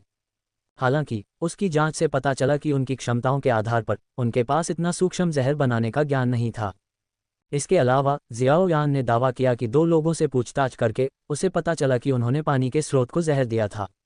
हालांकि अगर पानी की आपूर्ति दूषित हो गई थी तो किंगशान शहर की पूरी आबादी प्रभावित होनी चाहिए थी, न कि केवल उनमें से एक हिस्सा। जियाओ यान ने अपने चेहरे पर कड़वाहट के भाव के साथ अपनी नाक को छुआ। वह खुद को रोक नहीं सका। वह झूठ बोलने और महिलाओं को धोखा देने में कुशल बदमाश नहीं था। जब जल्दबाजी में झूठ बोलने के लिए मजबूर किया जाता है तो इसमें कई खामियां होती हैं। लिटिल फेरी डॉक्टर ने खुद भी स्पष्ट रूप से महसूस किया था कि सभी सबूत वास्तव में उसकी ओर इशारा कर रहे थे। ये ठीक इसलिए था क्योंकि सभी सुरागों ने उसे फंसाया था कि म्यूशे और मिस्टर याओ ने उसके खिलाफ सेना में शामिल होने के बारे में सोचा, जबकि वे उसे 7 रंग के जहर शास्त्र और गुफा से विभिन्न औषधीय सामग्री सौंपने के लिए मजबूर करना चाहते थे। वे वास्तव में उसे फंसा नहीं रहे थे। मैंने 7 रंग के जहर शास्त्र से सीखा कि इस दुनिया में एक अजीब काया मौजूद है जिसे दुखद जहर शरीर कहा जाता है। इस काया वाले लोगों को केवल जहर को निगलने की जरूरत है ताकि इसे जहर गुंडू क्यूई में बदल दिया जा सके और उनकी साधना बढ़ सके। इसके अलावा जब इस काया वाला कोई व्यक्ति दवा को परिष्कृत करता है तो वे जड़ी बूटियों के औषधीय गुणों को बदल देते हैं। चाहे वे कोई भी जड़ी बूटी इस्तेमाल करें, अंतिम उत्पाद हमेशा जहर ही होगा। लिटिल फेरी डॉक्टर की खूबसूरत आंखें जियाओ यान की आंखों में घूर रही थीं, और जैसे ही उनकी निगाहें मिली उसने धीरे धीरे अपने दिल में संदेह व्यक्त किया। दवा को परिष्कृत करने की शोकपूर्ण विष शरीर की प्रक्रिया औषधीय गोलियां बनाने के लिए कीमियागर की विधि के समान थी। औषधीय गोलियां कोई भी व्यक्ति नहीं बना सकता था, क्योंकि उन्हें अग्निगुणित और लकड़ी गुणित डुक्यूई के संयोजन की आवश्यकता होती थी। जब कीमियागर गोलियों को परिष्कृत करते थे तो लकड़ी गुणित डुक्यूई अग्नि गुणित डुक्यूई के साथ मिलकर उत्प्रेरक के रूप में कार्य करती थी, जिससे जड़ी बूटियों के औषधीय गुण बदल जाते थे। यही वह बात थी जिसने औषधीय गोलियों को इतना चमत्कारी बना दिया था। अगर जियाओयान की मजबूत आत्मा ने उसे जन्मजात कीमियागर बनाया तो आपदा जहर शरीर ने लिटिल फेरी डॉक्टर को जन्मजात जहर मास्टर बनाया। जियाओयान को आखिरकार समझ में आ गया कि उसकी साधना इतनी तेजी से क्यों बढ़ी थी। ऐसा इसलिए हो सकता है क्योंकि उपचार करने वाली दवाएं बनाते समय वह खुद पर कुछ परीक्षण कर रही थी। अनजाने में कुछ जहर निकल गई और इस तरह उसके जहर गुण डुक्यूई में तेजी से वृद्धि हुई। इसी तरह उसने अनजाने में शहरवासियों को जहर दे दिया था। जहर खाने के बाद विषैले जहर शरीर के चेहरे पर 7 रंगों के पैटर्न दिखाई देंगे। ये 7 रंगों वाला जहर शास्त्र विशेष रूप से विषैले जहर शरीर की खेती के लिए एक मैनुअल हो सकता है। लिटिल फेरी डॉक्टर ने 7 रंगों वाला जहर शास्त्र निकाला, जिसमें विषैले जहर शरीर का बहुत विस्तार से वर्णन किया गया था। अब तक जियाओयान ने कई चीज़ों को एक साथ जोड़ दिया था। उसे संदेह था कि गुफा को लिटिल फेरी डॉक्टर ने गलती से नहीं खोजा था, बल्कि यह उसका निष्क्रिय विषैला जहर शरीर था जिसने उसे गुफा तक पहुंचाया था। इस दुनिया में इतने सारे संयोग कैसे हो सकते हैं? ये ठीक इसलिए था क्योंकि लिटिल फेरी डॉक्टर विषैले जहर शरीर के साथ पैदा हुई थी, और गुफा में पहले पत्थर के बक्से में विषैले जहर शास्त्र था जो विशेष रूप से विषैले जहर शरीर की खेती के लिए छोड़ा गया था, जिससे उसने गुफा की खोज की। यह संयोग नहीं था, बल्कि एक अनिवार्यता थी। 7 रंगों वाले जहर शास्त्र का स्क्रॉल अपने आप में एक घातक जहर था। कोई भी साधारण व्यक्ति जो इसे छूता वह तुरंत मर जाता। हालांकि जब लिटिल फेरी डॉक्टर, जिसके पास भयानक जहर शरीर था, इसके संपर्क में आई तो न केवल वह सुरक्षित रही, बल्कि इसने उसके भयानक जहर शरीर को भी जगा दिया। जब चीजें चरम पर पहुंच जाती हैं तो वे केवल विपरीत दिशा में ही जा सकती हैं। शायद दुनिया के सबसे दयालु चिकित्सक का दिल ही दुनिया के सबसे घातक भयानक जहर शरीर को जन्म दे सकता है। छोटी परी डॉक्टर पूरे दिल से एक कीमियागर बनना चाहती थी, लेकिन उसके जहर गुण डुक्यू ने उसे ऐसा करने से रोक दिया। वह एक चिकित्सक बनना चाहती थी जो लोगों की जान बचाती, फिर भी वह दुनिया की सबसे जहरीली भयानक जहर शरीर बन गई। जियाओयान अपने सामने खड़ी महिला को देखकर सहानुभूति की लहर महसूस करने से खुद को नहीं रोक सका। अब लिटिल फेरी डॉक्टर ने सब कुछ खो दिया था। क्या तुम अचानक मुझे ये सब इसलिए बता रही हो क्योंकि तुम मुझे भगाना चाहती हो? जियाओयान ने नाराज होने का नाटक किया, बोलते समय अपने हाथों को अपने कूल्हों पर रखा। नहीं, मैं नहीं, बस तुम मुझसे नहीं डरती? लिटिल फेरी डॉक्टर ने जियाओयान की ओर डरते हुए देखा, बेचैनी के भाव के साथ पूछा। जियाओयान ने अपनी बाहें क्रॉस की और लिटिल फेरी डॉक्टर को एक तरफ से देखा। उसने ठंडी सांस ली और कहा, तो क्या हुआ अगर तुम भयानक जहर शरीर के साथ पैदा हुई हो? मैं एक कीमियागर हूँ, एक औषधीय शरीर के साथ पैदा हुआ हूँ। अगर मैं तुम्हारे जहर से डरता तो मैं किस तरह का कीमियागर होता? चलो देखते हैं कि क्या ज्यादा भयानक है, तुम्हारा जहर या मेरी गोलियां? जियाओयान ने एक अहंकारी भाव के साथ कहा। जियाओयान के गर्व और आत्मसंतुष्ट चेहरे को देखकर लिटिल फेरी डॉक्टर की आंखों के कोने अनजाने में थोड़े नम हो गए। उसने अपने दिल से आए एक गर्म मुस्कान का स्पर्श प्रकट किया। धन्यवाद जियाओयान। उसने अपनी नाजुक उंगली को पास की एक फूस की झोपड़ी की ओर इशारा करते हुए मुस्कुराते हुए कहा, मैंने इसे पहले बनाया था। चलो फिलहाल वहीं रहते हैं।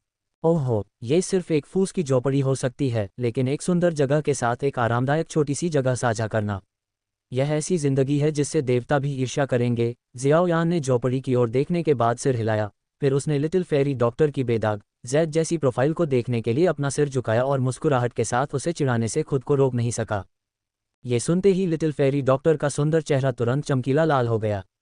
उसने मुंह बनाया और उसे एक खाली नज़र से देखा, फिर अपनी छोटी मुट्ठियां लहराईं और धीरे से गुनगुनाया, यह मत सोचो कि तुम सिर्फ इसलिए आज़ादी ले सकते हो क्योंकि मेरी ताकत कम है। मेरा जहर भी कमज़ोर नहीं है। सावधान रहो वरना मैं तुम्हें खो सकती हूँ। कुछ खास काम?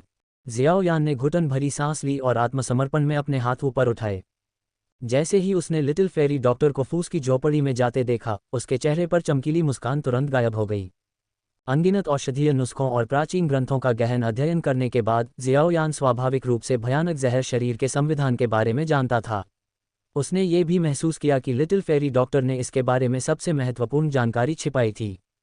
भयानक जहर शरीर अंततः उसकी मृत्यु का कारण बनेगा। यह जहर शरीर वास्तव में जहर खाकर उसके जहर गुण डू को बढ़ा सकता था। हालांकि एक बार जब संचय एक ऐसे बिंदु पर पहुंच गया जहां भयानक जहर शरीर उसके शरीर के भीतर जहर को दबा नहीं सकता था, तो अंदर से उसे खा रहे सभी जहरों की पीड़ा उसे सबसे भयानक यातना के तहत धीरे धीरे मरने का कारण बनेगी।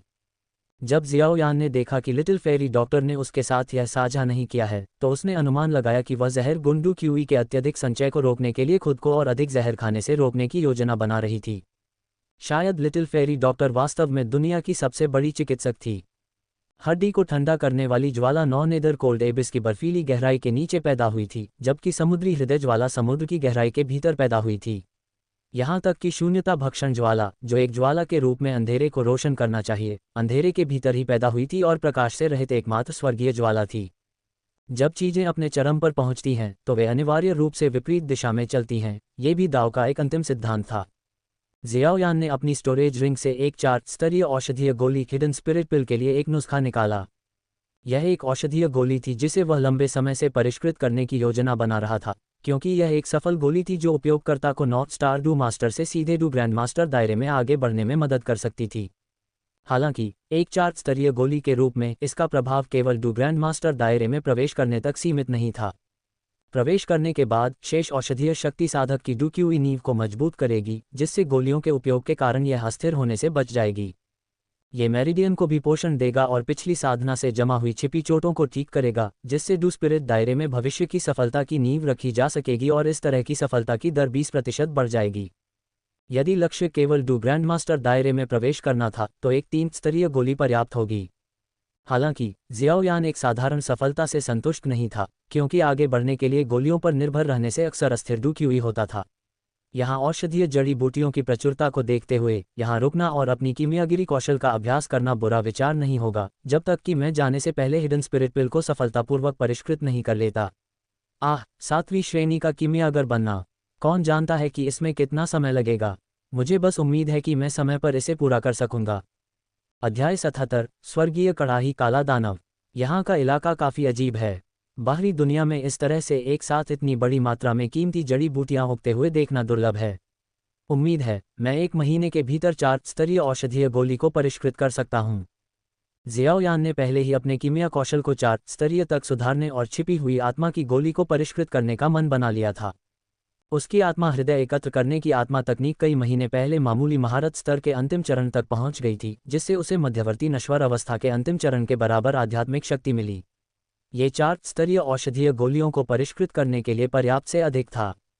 इसके अलावा निहिलिटी डिवोरिंग फ्लेम की सीड फ्लेम की सहायता से उसके पास 4 स्तरीय औषधीय गोलियों को परिष्कृत करने के लिए आवश्यक संसाधन थे।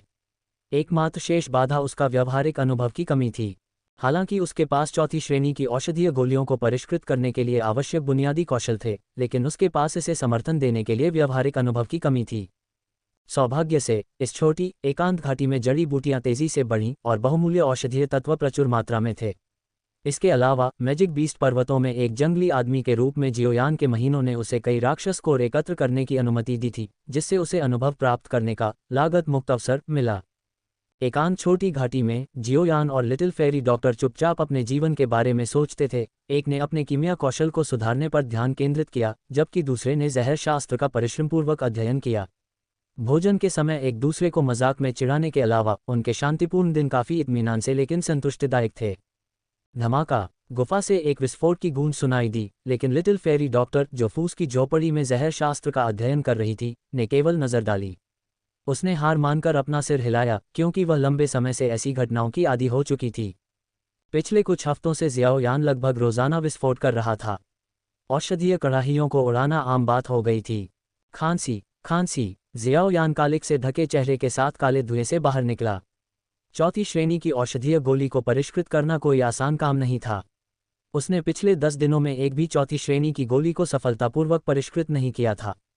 आखिरकार 4थी श्रेणी की औषधीय गोलियों ने एक महत्वपूर्ण मोड़ की शुरुआत की। जबकि पहली से तीसरी श्रेणी की औषधीय गोलियों का आमतौर पर सीधा असर होता था, जैसे कि चोटों को ठीक करना या डू क्यूई को बहाल करना, 4थी श्रेणी की औषधीय गोलियां और उससे ऊपर की गोलियां ज्यादा असाधारण गुण दिखाने लगीं। जब चौथी श्रेणी या उससे ज्यादा की औषधीय गोली को सफलतापूर्वक परिष्कृत किया जाता था तो हवा में एक सुगंधित सुगंध और ऊर्जा में उतार चढ़ाव की लहर भर जाती थी। लानत है, कड़ाही वास्तव में टूट गई। धुआं साफ होने के बाद जियाओ यान ने गुफा में प्रवेश किया और पाया कि औषधीय कड़ाही टुकड़ों में फट गई थी।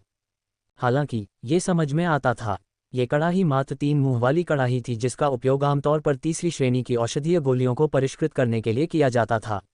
यह अब विकसित निहिलिटी डिवोरिंग फ्लेम के बीज की लौ के उच्च तापमान को सहन नहीं कर सकती थी। जियाओ यान ने जमीन पर बिखरी हुई कड़ाही को देखा, एक पल के लिए सोचा और फिर अपने स्टोरेज रिंग से एक और कड़ाही निकाली। उसके सामने एक ठोस काले रंग की औषधीय कड़ाही दिखाई दी। काले रंग की औषधीय कड़ाही का शरीर मजबूत और मजबूत था, इसकी पूरी सतह एक शांत आभा में लिपटी हुई थी। औषधीय कड़ाही की सतह पर सजीव लौ के पैटर्न उकेरे गए थे। ये लौ के चित्र धीरे धीरे घूमते हुए वास्तविक भी लग रहे थे। ये औषधीय कड़ाही शुरू से ही स्टोरेज रिंग में संग्रहित थी और जियाओ यान ने अनुमान लगाया कि यह अंगूठी के मूल मालिक की होगी। हालांकि उसने अभी तक इसका उपयोग नहीं किया था क्योंकि यह कोई साधारण कड़ाही नहीं थी। ये ब्लैक डायमंड था जो स्वर्गीय कड़ाही रैंकिंग में 8वें स्थान पर था। स्वर्गीय कड़ाही रैंकिंग में कुल 13 कड़ाही शामिल थीं और उसके सामने काली कड़ाही उनमें से एक थी। ये वास्तव में एक अच्छी चीज़ है। जियाओ यान इस औषधीय कड़ाही की सुंदरता और भव्यता पर आश्चर्यचकित हुए बिना नहीं रह सका, चाहे उसने इसे कितनी भी बार देखा हो। वह हमेशा इसका उपयोग करने में हिचकिचाता था क्योंकि ब्लैक डायमंड के पास एक अनूठा प्रभाव था। जब कोई कीमियागर गोलियों को परिष्कृत करने के लिए ब्लैक डायमंड का उपयोग करता था तो वे गहन एकाग्रता की स्थिति में प्रवेश करते थे, सभी विकर्षणों को त्याग कर निस्वार्थ मन की स्थिति प्राप्त करते थे। उनकी आध्यात्मिक शक्ति एक असाधारण संवेदनशील स्थिति तक पहुंच जाती थी, जिससे कीमिया में सफलता की दर में उल्लेखनीय वृद्धि होती थी। हालांकि यह जरूरी नहीं कि अच्छी बात हो, क्योंकि अत्यधिक लीन हो जाना और कीमिया में खुद को खो देना आध्यात्मिक शक्ति को अत्यधिक कम कर सकता है, जो संभावित रूप से कीमियागर को एक बड़बड़ाते हुए मूर्ख में बदल सकता है। ये स्थिति आंतरिक राक्षसों द्वारा भस्म होने के समान थी, इसलिए इसका नाम ब्लैक डायमंड रखा गया। चून की कड़ाही नष्ट हो गई है, इसलिए शायद ये स्वर्ग से एक संकेत है जो मुझे ब्लैक डायमंड का उपयोग करने की कोशिश करने के लिए कह रहा है। जियाओ यान ने धीरे से ब्लैक डायमंड पर सजीव लौ पैटर्न पर अपनी उंगलियां फिराईं। कीमिया का अभ्यास करने और स्पिरिट और गैदरिंग सोल तकनीक की खेती करने के 10 दिनों से अधिक समय के बाद उसकी आध्यात्मिक शक्ति अब एक शीर्ष 4 स्तरीय कीमियागर के बराबर थी। अन्यथा वह ब्लैक डायमंड का उपयोग करने का प्रयास करने की हिम्मत नहीं करता। क्रॉस लेग बैठे हुए जियाओ यान ने अपनी आध्यात्मिक शक्ति को बहाल करने के लिए धीरे धीरे स्पिरिट और गैदरिंग सोल तकनीक को प्रसारित किया। थोड़ी देर बाद जब उसकी आध्यात्मिक शक्ति अपनी चरम अवस्था में वापस आ गई तो उसने अपनी उंगली हिलाई और काली लौ की एक किरण काले दानव में घुस गई। कड़ाही की सतह पर खींची गई सजीव लपटों ने एक अजीब सी रोशनी उत्सर्जित की क्योंकि लौ अंदर प्रज्वलित हो गई। कड़ाही ने अपने आप ही आसपास की अग्नि ऊर्जा को इकट्ठा करना शुरू कर दिया, जिससे आंतरिक तापमान तेजी से बढ़ गया और काली लौ की गर्मी भी तेज हो गई।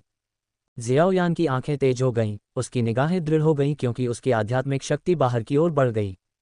जिस क्षण उसने अपनी आध्यात्मिक शक्ति को काले दानव में प्रवाहित किया, उसे अचानक एहसास हुआ कि उसके आसपास की सभी आवाज़ें गायब हो गई हैं। उसके दिमाग में गोली की रेसिपी के अलावा कोई और विचार नहीं बचा था। उसके हाथ तेजी से मेज पर घूम रहे थे, एक के बाद एक जड़ी बूटियां पकड़ रहे थे और उन सभी को एक ही तरल गति में कड़ाही में फेंक रहे थे। इस समय उसकी अभिव्यक्ति शांत थी और उसकी निगाहें स्थिर थीं, किसी भी तरह के विकर्षण से पूरी तरह मुक्त। उसके युवा हाथ तेजी से चतुराई से इधर उधर फड़फड़ा रहे थे, जैसे कि पंखुड़ियां या पत्तियां तोड़ रहे हों। जैसे ही उसकी उंगलियां पियानो बजाने की तरह काले दानव पर फिसलती थीं, अंदर की तीव्र काली लौ आज्ञाकारी ढंग से कई छोटे समूहों में विभाजित हो जाती थी। प्रत्येक समूह ने खुद को जड़ी बूटियों के चारों ओर लपेट लिया था जिन्हें उसमें डाला गया था और लगातार उनका औषधीय सार निकाल रहा था।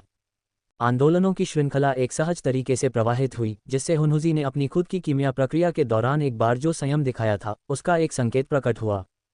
हुनहुजी के कीमिया प्रदर्शन ने उस समय जियाओ यान के दिल को गहराई से प्रभावित किया था। ये कहा जा सकता है कि इसने उसे कुछ अंतर्दृष्टि प्रदान की थी और उसे ज्ञान की भावना दी थी। अब काले दानव की सहायता से जियाओ यान ने इस समझ को पूरी तरह से समझ लिया था। काली लौ एक मोहक तरीके से नाच रही थी। थोड़ी देर के बाद एक हल्की औषधीय सुगंध हवा में फैलने लगी। औषधीय कड़ाही की लपटों के अंदर एक हल्के नीले रंग की गोली, जो अंगूठे के आकार की थी, धीरे धीरे तपती गर्मी में आकार लेने लगी। एक निश्चित क्षण में औषधीय कड़ाही से अचानक एक दिल को छू लेने वाली सुगंध निकली और औषधीय सुगंध की धुंध लंबे समय तक बनी रही। जियाओ यान ने अपनी आध्यात्मिक शक्ति वापस ले ली और काले दानव की ओर इशारा किया। हल्के नीले रंग की गोली कड़ाही से बाहर निकाल दी गई और आज्ञाकारी ढंग से उसकी हथेली में आ गई, इससे पहले कि वह उसे गोली की बोतल में रख दे। उसने गोली की तरफ देखा भी नहीं। इसके बजाय उसने उसे लापरवाही से एक तरफ रख दिया और अपनी भंडारण अंगूठी से और जड़ी बूटियां निकालीं ताकि एक और औषधीय गोली को परिष्कृत कर सके। अपनी वर्तमान शक्ति के साथ एक चौथी स्तरीय गोली को परिष्कृत करना उसकी सीमा थी, और एक और गोली को परिष्कृत करने का प्रयास निस्संदेह अत्यधिक परिश्रम की ओर ले जाएगा। जिस क्षण जियाओयान ने काले दानव में काली लौ की एक किरण फेंकी, उसके भीतर की शून्यता भक्षण करने वाली ज्वाला भड़क उठी। कड़ाही के मुंह से काली लपटों की एक धार फूट पड़ी, पूरी कड़ाही को एक भीषण आग में लपेट लिया। विस्मयादिबोधक चिन्ह, विस्मयादिबोधक चिन्ह, विस्मयादिबोधक चिन्ह, विस्मयादिबोधक चिन्ह। काले दानव को लपेटने वाली शून्यता भक्षण ज्वाला उसे अलग थलग करने के बराबर थी। काले दानव के प्रभाव से मुक्त होकर जियाओयान अचानक अपनी समाधि से बाहर आ गया। हाँ, थकावट ने जियाओयान के दिमाग को भर दिया और उसकी आध्यात्मिक शक्ति गंभीर रूप से समाप्त हो गई। वह सांस लेने के लिए हौंफते हुए जमीन पर गिर पड़ा। वह काला दानव बहुत खतरनाक है। शुक्र है माओवू की सहज प्रवृत्ति ने मेरे खतरे को भांप लिया, अन्यथा मैं अपनी आध्यात्मिक शक्ति को जरूरत से ज्यादा खर्च कर सकता था। जियाओयान को स्पष्ट रूप से याद आया कि अभी अभी क्या हुआ था। अपनी आध्यात्मिक शक्ति के काले दानव में प्रवेश करने के बाद वह पूरी तरह से निस्वार्थता की स्थिति में आ गया। अगर यह शून्यता भक्षण ज्वाला की भक्षण क्षमता के लिए नहीं होता तो उसे डर था कि वह अपनी आध्यात्मिक शक्ति को पूरी तरह से समाप्त कर चुका होगा। शून्यता भक्षण ज्वाला को वापस लेने के बाद उसने काले दानव को लंबे समय तक घबराहट के साथ देखा। ये वास्तव में स्वर्गीय कड़ाही रैंकिंग पर 8वें स्थान पर रहने वाली कड़ाही के रूप में अपनी प्रतिष्ठा पर खरा उतरा। इसके प्रभाव वास्तव में भयानक और डरावने थे। उसने अपनी नज़र जमीन पर पड़ी गोली की बोतल पर घुमाई और ये देखकर राहत की सांस ली कि छिपी हुई आत्मा की गोली सफलतापूर्वक परिष्कृत हो गई थी। एक बार जब वह 4 स्तरीय गोली को सफलतापूर्वक परिष्कृत कर लेता तो बाद के प्रयासों में सफलता की अधिक संभावना होती। मुझे अभी भी एक और औषधीय कड़ाही खोजने की ज़रूरत है।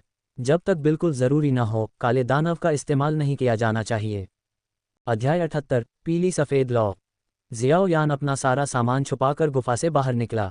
दोपहर हो चुकी थी और चिलचिलाती धूप नीचे गिर रही थी, जिससे चट्टान की दीवारें जलने लगी थीं। वह चट्टान के नीचे एक जगह पर गया और आसमान में चमकते सूरज को देखा। अपने टखनों को थोड़ा मोड़ने के बाद उसने जोर से अपना पैर जमीन पर पटका। ऊर्जा के विस्फोट की तीखी आवाज़ के साथ जियाओयान का शरीर तोप के गोले की तरह ऊपर की ओर उछला। जब वह चट्टान की खड़ी सतह पर खुद को आगे बढ़ाता रहा तो कई गड़गड़ाहट की आवाज़ें गूंज उठीं। यह इंटरमीडिएट चपलता प्रकार की डू तकनीक थी जिसे युन युन ने पीछे छोड़ा था। विस्फोटक कदम ये पैरों के नीचे एक बिंदु पर अग्नि विशेषता डू क्यूई को केंद्रित करके काम करता था। विस्फोटक बल का उपयोग करके अत्यधिक गति का अचानक विस्फोट उत्पन्न करता था। ये वास्तव में ऑक्टेन ब्लास्ट जैसा ही है। वह पलटा और जमीन पर गिरा, जिससे उसके टखने थोड़े मुड़ गए। ऑक्टेन ब्लास्ट की तरह विस्फोटक चरणों की साधना शुरू करने के लिए पहले एक मजबूत शरीर की आवश्यकता होती है, अन्यथा विस्फोटक बल शरीर को आगे बढ़ाने से पहले व्यक्ति के पैरों को तोड़ देगा। उसके लिए, जिसकी शारीरिक शक्ति पहले से ही उसके साधना स्तर को पार कर चुकी थी, विस्फोटक चरणों का अभ्यास आधे प्रयास में दोगुना प्रभावी था। जियाओयान ने एक दैनिक दिनचर्या में खुद को स्थापित कर लिया। सुबह में उसने खुद को कीमिया का अभ्यास करने के लिए समर्पित कर दिया जब तक कि उसकी आध्यात्मिक शक्ति समाप्त नहीं हो गई। फिर डू तकनीक का प्रशिक्षण लेने लगा। रात में उसने ज्वाला मंत्र और आत्मा हृदय एकत्रीकरण आत्मा तकनीक की साधना पर ध्यान केंद्रित किया। ये चक्र दिन ब दिन दोहराया गया। उसने शाम तक प्रशिक्षण जारी रखा जब उसे लिटिल फेरी डॉक्टर का सामना करना पड़ा, जो औषधीय जड़ी बूटियों की एक टोकरी लेकर लौट रही थी जिसे उसने इकट्ठा किया था। डूबते सूरज की चमक में वह गोधूली के खिलाफ सिलहुट में खड़ी थी। उसका अकेला आंकड़ा दया की भावना पैदा कर रहा था। जियाओयान को देखते ही वह अपनी टोकरी पकड़े हुए मीठी मुस्कान के साथ बोली, क्या तुम रात का खाना खाने जा रहे हो? जियाओ लैन ने अभी अभी एक पहाड़ी बकरी पकड़ी है। बेशक मैं गोलियों को परिष्कृत करना जानती हूँ, लेकिन भोजन पकाने के लिए मुझ पर भरोसा मत करो। पास की एक चट्टान पर बैठी जियाओयान खुद को थोड़ा मुस्कुराए बिना नहीं रह सकी, क्योंकि उसने लिटिल फेरी डॉक्टर को अपनी नाजुक नाक से एक धुन गुनगुनाते हुए देखा। पिछले 10 दिनों में वह धीरे धीरे किंगशान टाउन की घटनाओं के साथ तालमेल बिठाने लगी थी। Chop chop. जियाओयान ने अपना कटोरा और चॉपस्टिक उठाए और एक भूखे भेड़िए की तरह अपना खाना खाना शुरू कर दिया। प्रत्येक दिन के भीषण प्रशिक्षण सत्र के बाद उसे अपनी ऊर्जा को बहाल करने के लिए पर्याप्त मात्रा में भोजन करना पड़ता था। Chirp chirp. जियाओ लैन ने जियाओयान को अपना भोजन खाते हुए देखा और जल्दी से अपने लिए ग्रिल्ड मीट का एक टुकड़ा उठा लिया, मानो कह रही हो, मेरा हिस्सा भी मत खाओ। लिटिल फेरी डॉक्टर के मुंह के कोने पर धीरे धीरे संतुष्टि की मुस्कान उभरी जब उसने जियाओयान की तीव्र भूख को देखा। जियाओ यान को इस बात से ज़रा भी ऐतराज़ नहीं था कि वह एक जहर मास्टर थी जिसके पास भयानक जहर शरीर था। निस्संदेह इसने उसके दिल पर एक खास छाप छोड़ी। इसके अलावा जब भी उसे विषण की गोलियों को परिष्कृत करने की ज़रूरत होती तो वह कभी कभी उसे जहर देने के लिए कहता ताकि वह अपने मारक निर्माण कौशल का अभ्यास कर सके। विषण की गोलियां औषधीय गोलियों के सबसे अनोखे प्रकारों में से एक थीं। उन्होंने एक कीमियागर की उड़ान पर अनुकूलन करने की क्षमता और उनके व्यापक ज्ञान का परीक्षण किया, क्योंकि उन्हें शामिल विशिष्ट जहर को बेअसर करने के लिए तैयार की गई दवा के निर्माण की आवश्यकता थी। ओह, ठीक है, मुझे लगभग 10 दिनों में यहाँ से निकल जाना चाहिए और डेजर्ट सिटी जाना चाहिए। तुम क्या करोगे? जियाओ यान ने अपना कटोरा और चॉपस्टिक नीचे रख दिया और एक लंबे विराम के बाद अचानक पूछा। नन्ही परी डॉक्टर, जो बर्तन साफ कर रही थी, एक पल के लिए रुकी, फिर सहजता से बोली, ओह, जहाँ तक मेरी बात है, मैं चुयू साम्राज्य में जाकर देखने के बारे में सोच रही हूँ। मैंने सुना है कि वहाँ जहर के स्वामी इतने कलंकित नहीं हैं। चुयू साम्राज्य? हो, खैर, जब मैं एक दिन दुनिया की यात्रा करूंगी तो मैं चुयू साम्राज्य में ज़रूर जाऊंगी और तुम्हें ढूंढूंगी। जियाओ यान ने ज़मीन पर लेटे हुए तारों भरे आसमान को निहारते हुए कहा। हे, बस जब समय आए तो मुझे तुच्छ मत समझना, नहीं तो मैं बहुत दुखी हो जाऊंगी। मैं ऐसा कैसे कर सकती हूँ? जियाओ यान ने नन्ही परी डॉक्टर की पीछे हटती हुई आकृति को देखा जब वह छोटी फूस की झोपड़ी में चली गई। उसने असहाय होकर अपना सिर हिलाया। फिर वह धीरे से खड़ा हुआ और लौ मंत्र और आत्मा हृदय एकत्रीकरण आत्मा तकनीक की साधना शुरू करने के लिए गुफा की ओर बढ़ गया। अगली सुबह जैसे ही जियाओ यान उठा, वह नन्ही परी डॉक्टर की फूस की झोपड़ी के पास से गुजरा और देखा कि दरवाज़ा कसकर बंद था। ऐसा लग रहा था कि उसने इसका अनुमान लगा लिया था और धीरे से दरवाज़ा खटखटाया। जैसी कि उम्मीद थी, अंदर से कोई प्रतिक्रिया नहीं हुई। जियाओ यान ने ताला पिघलाने और दरवाज़ा खोलने के लिए निहिलिटी भक्षण ज्वाला को नियंत्रित किया। तुरंत कमरे से एक तीखी जहरीली धुंध बाहर निकली। म्याओ, माओवू तुरंत प्रकट हुआ, उसका मुंह एक ब्लैक होल बनाने के लिए चौड़ा हो गया जिसने सारी जहरीली धुंध को निगल लिया। ये जहर वास्तव में भयंकर है। अगर यह निहिलिटी भक्षण ज्वाला नहीं होती तो मैं पास आने की हिम्मत नहीं करता। ये जहर शायद डू ग्रैंड मास्टर को भी मार सकता है। बिस्तर पर लिटिल फेरी डॉक्टर अपनी आंखें कसकर बंद करके लेटी हुई थी। उसके गुलाबी गाल अब एक भयानक 7 रंग के रंग से रंगे हुए थे, लगभग ऐसा लग रहा था जैसे वह सांस नहीं ले रही थी। जियाओ यान घबराया नहीं। उसने एक रुमाल निकाला और उसके मुंह के कोनों से जहरीले पाउडर के अवशेषों को धीरे से पोंछा। उसकी हरकतें कोमल और सावधान थीं। लिटिल फेरी डॉक्टर विरोध करने में असमर्थ थी। विष खाने से ही विषैला शरीर और मजबूत हो सकता था। उसके लिए जहर भोजन की तरह था, जब भी उसे भूख लगती उसे इसे खाना पड़ता। जहर खाने की इच्छा का विरोध करना एक भूखे व्यक्ति के समान था जो भूख से तड़पने के बावजूद अपनी भूख को अनदेखा करने की कोशिश कर रहा था। यह एक भयानक भावना थी जो किसी को भी पागलपन की कगार पर ले जा सकती थी। इसके अलावा पूरी घाटी में औषधीय जड़ी बूटियां बहुतायत में उगती हैं। लिटिल फेरी डॉक्टर के लिए जहर बनाना बहुत आसान था, जिससे उसके लिए खुद को रोकना और भी चुनौतीपूर्ण हो गया। वास्तव में जियाओ यान ने पिछली रात ही इन संकेतों को नोटिस कर लिया था। लिटिल फेरी डॉक्टर की साधना 9 स्टार डू प्रैक्टिशनर स्टेज पर पहुंच गई थी, जिसमें सिर्फ आधे महीने में 4 स्टार का सुधार हुआ था। ये प्रगति की ऐसी दर थी जिसने उसे भी चकित कर दिया। एक डू मास्टर पहले से ही। जियाओ यान ने अपनी आध्यात्मिक शक्ति से महसूस किया कि लिटिल फेरी डॉक्टर ने डू मास्टर क्षेत्र में प्रवेश कर लिया है और उसके चेहरे पर 7 रंगों के निशान धीरे धीरे फीके पड़ गए। लिटिल फेरी डॉक्टर, जो अपनी आंखें कसकर बंद करके बिस्तर पर लेटी हुई थी, ने आखिरकार उन्हें धीरे धीरे खोला। जैसे ही उसने अपना सिर घुमाया, उसने देखा कि जियाओ यान कुछ ही दूरी पर एक कुर्सी पर चुपचाप बैठी हुई है। उसका नाजुक हाथ थोड़ा हिला, उसके मुंह के कोने को छूते हुए कड़वाहट का एक संकेत धीरे धीरे सामने आया। कुछ ही क्षणों बाद वह कड़वाहट और भी बढ़ गई। उसने अपने होंठ कसकर काटे, अचानक अपने चेहरे पर कंबल खींच लिया और कंबल के नीचे से नर्म रुक रुक कर सिसकियां निकलीं। मुझे खेद है जियाओ यान, मैं खुद को नियंत्रित नहीं कर सका। मैं वास्तव में मरने के लायक हूँ।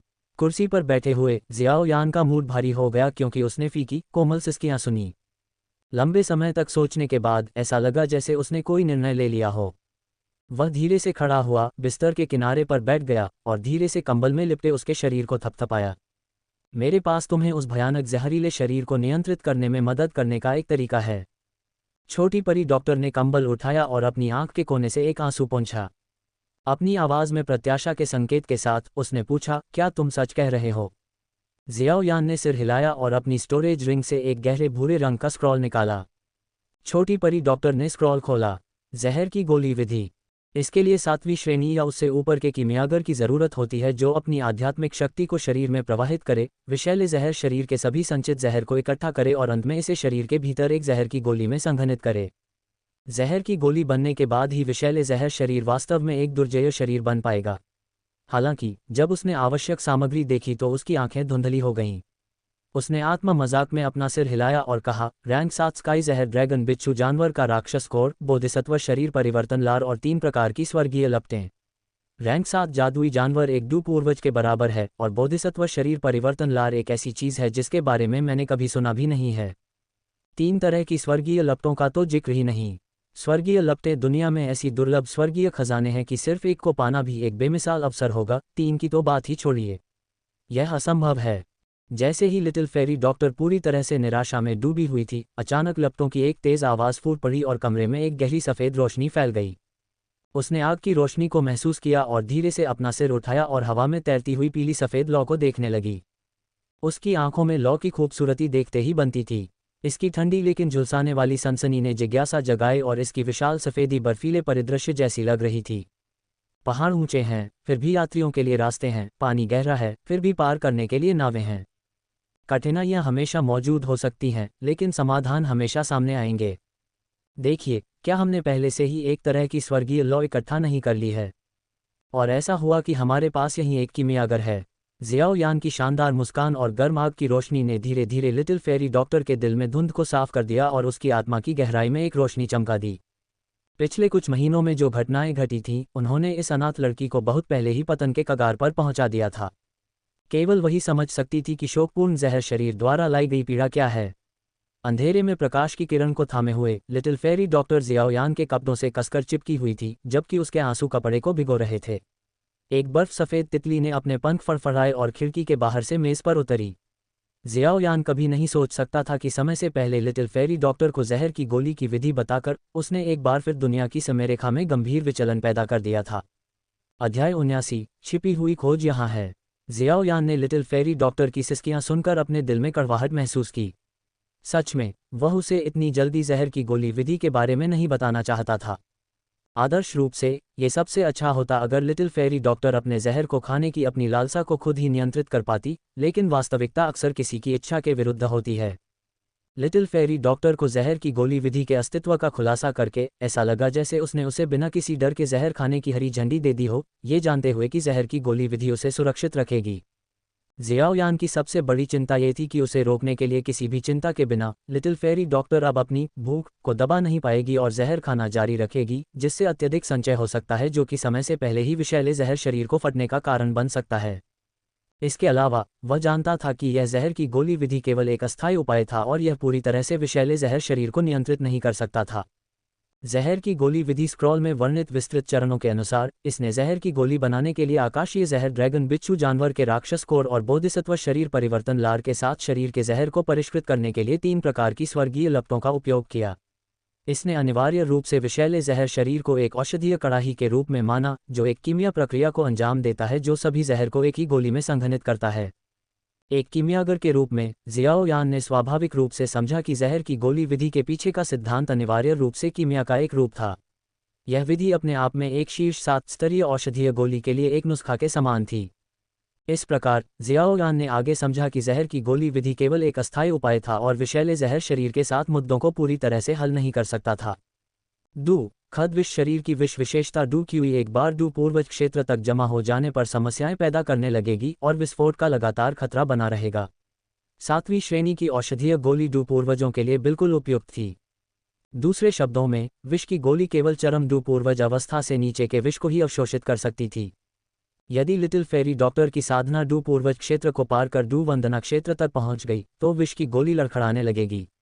आखिरकार वंदना करने वालों द्वारा इस्तेमाल की जाने वाली औषधीय गोलियां 8वीं श्रेणी की थीं और 7वीं श्रेणी और 8वीं श्रेणी के बीच का अंतर छोटा नहीं था। 8वीं श्रेणी की गोलियों के शोधन के लिए एक आध्यात्मिक अवस्था की आवश्यकता थी जो आत्मा अवस्था तक पहुंच गई थी, जो स्पष्ट रूप से उनके बीच विशाल अंतर को दर्शाती थी।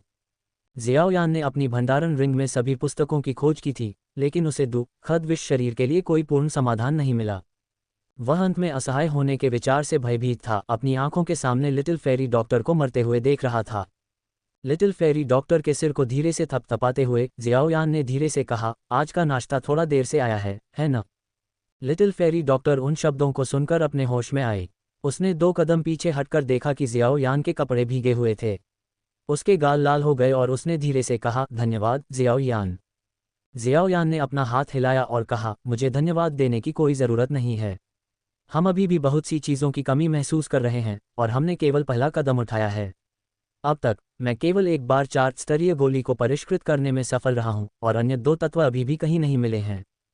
यह अफसोस की बात है कि मैं इस बार मैजिक बीस्ट माउंटेन रेंज में 10,000 बीस्ट फ्लेम नहीं ढूंढ सका। हालांकि निहिलिटी डिवोरिंग फ्लेम की बीज ज्वाला भी एक स्वर्गीय ज्वाला थी, लेकिन नवजात होने के कारण यह अभी भी बहुत कमज़ोर थी। इसकी शक्ति की तुलना अस्थि द्रुतशीतन ज्वाला से नहीं की जा सकती थी। जियाओयान ने अनुमान लगाया कि बीज ज्वाला को उस बिंदु तक बढ़ना होगा जहां ये रैंक 6 जादुई जानवर को जलाकर मार सके, तभी इसे एक सच्ची स्वर्गीय ज्वाला माना जा सकता है।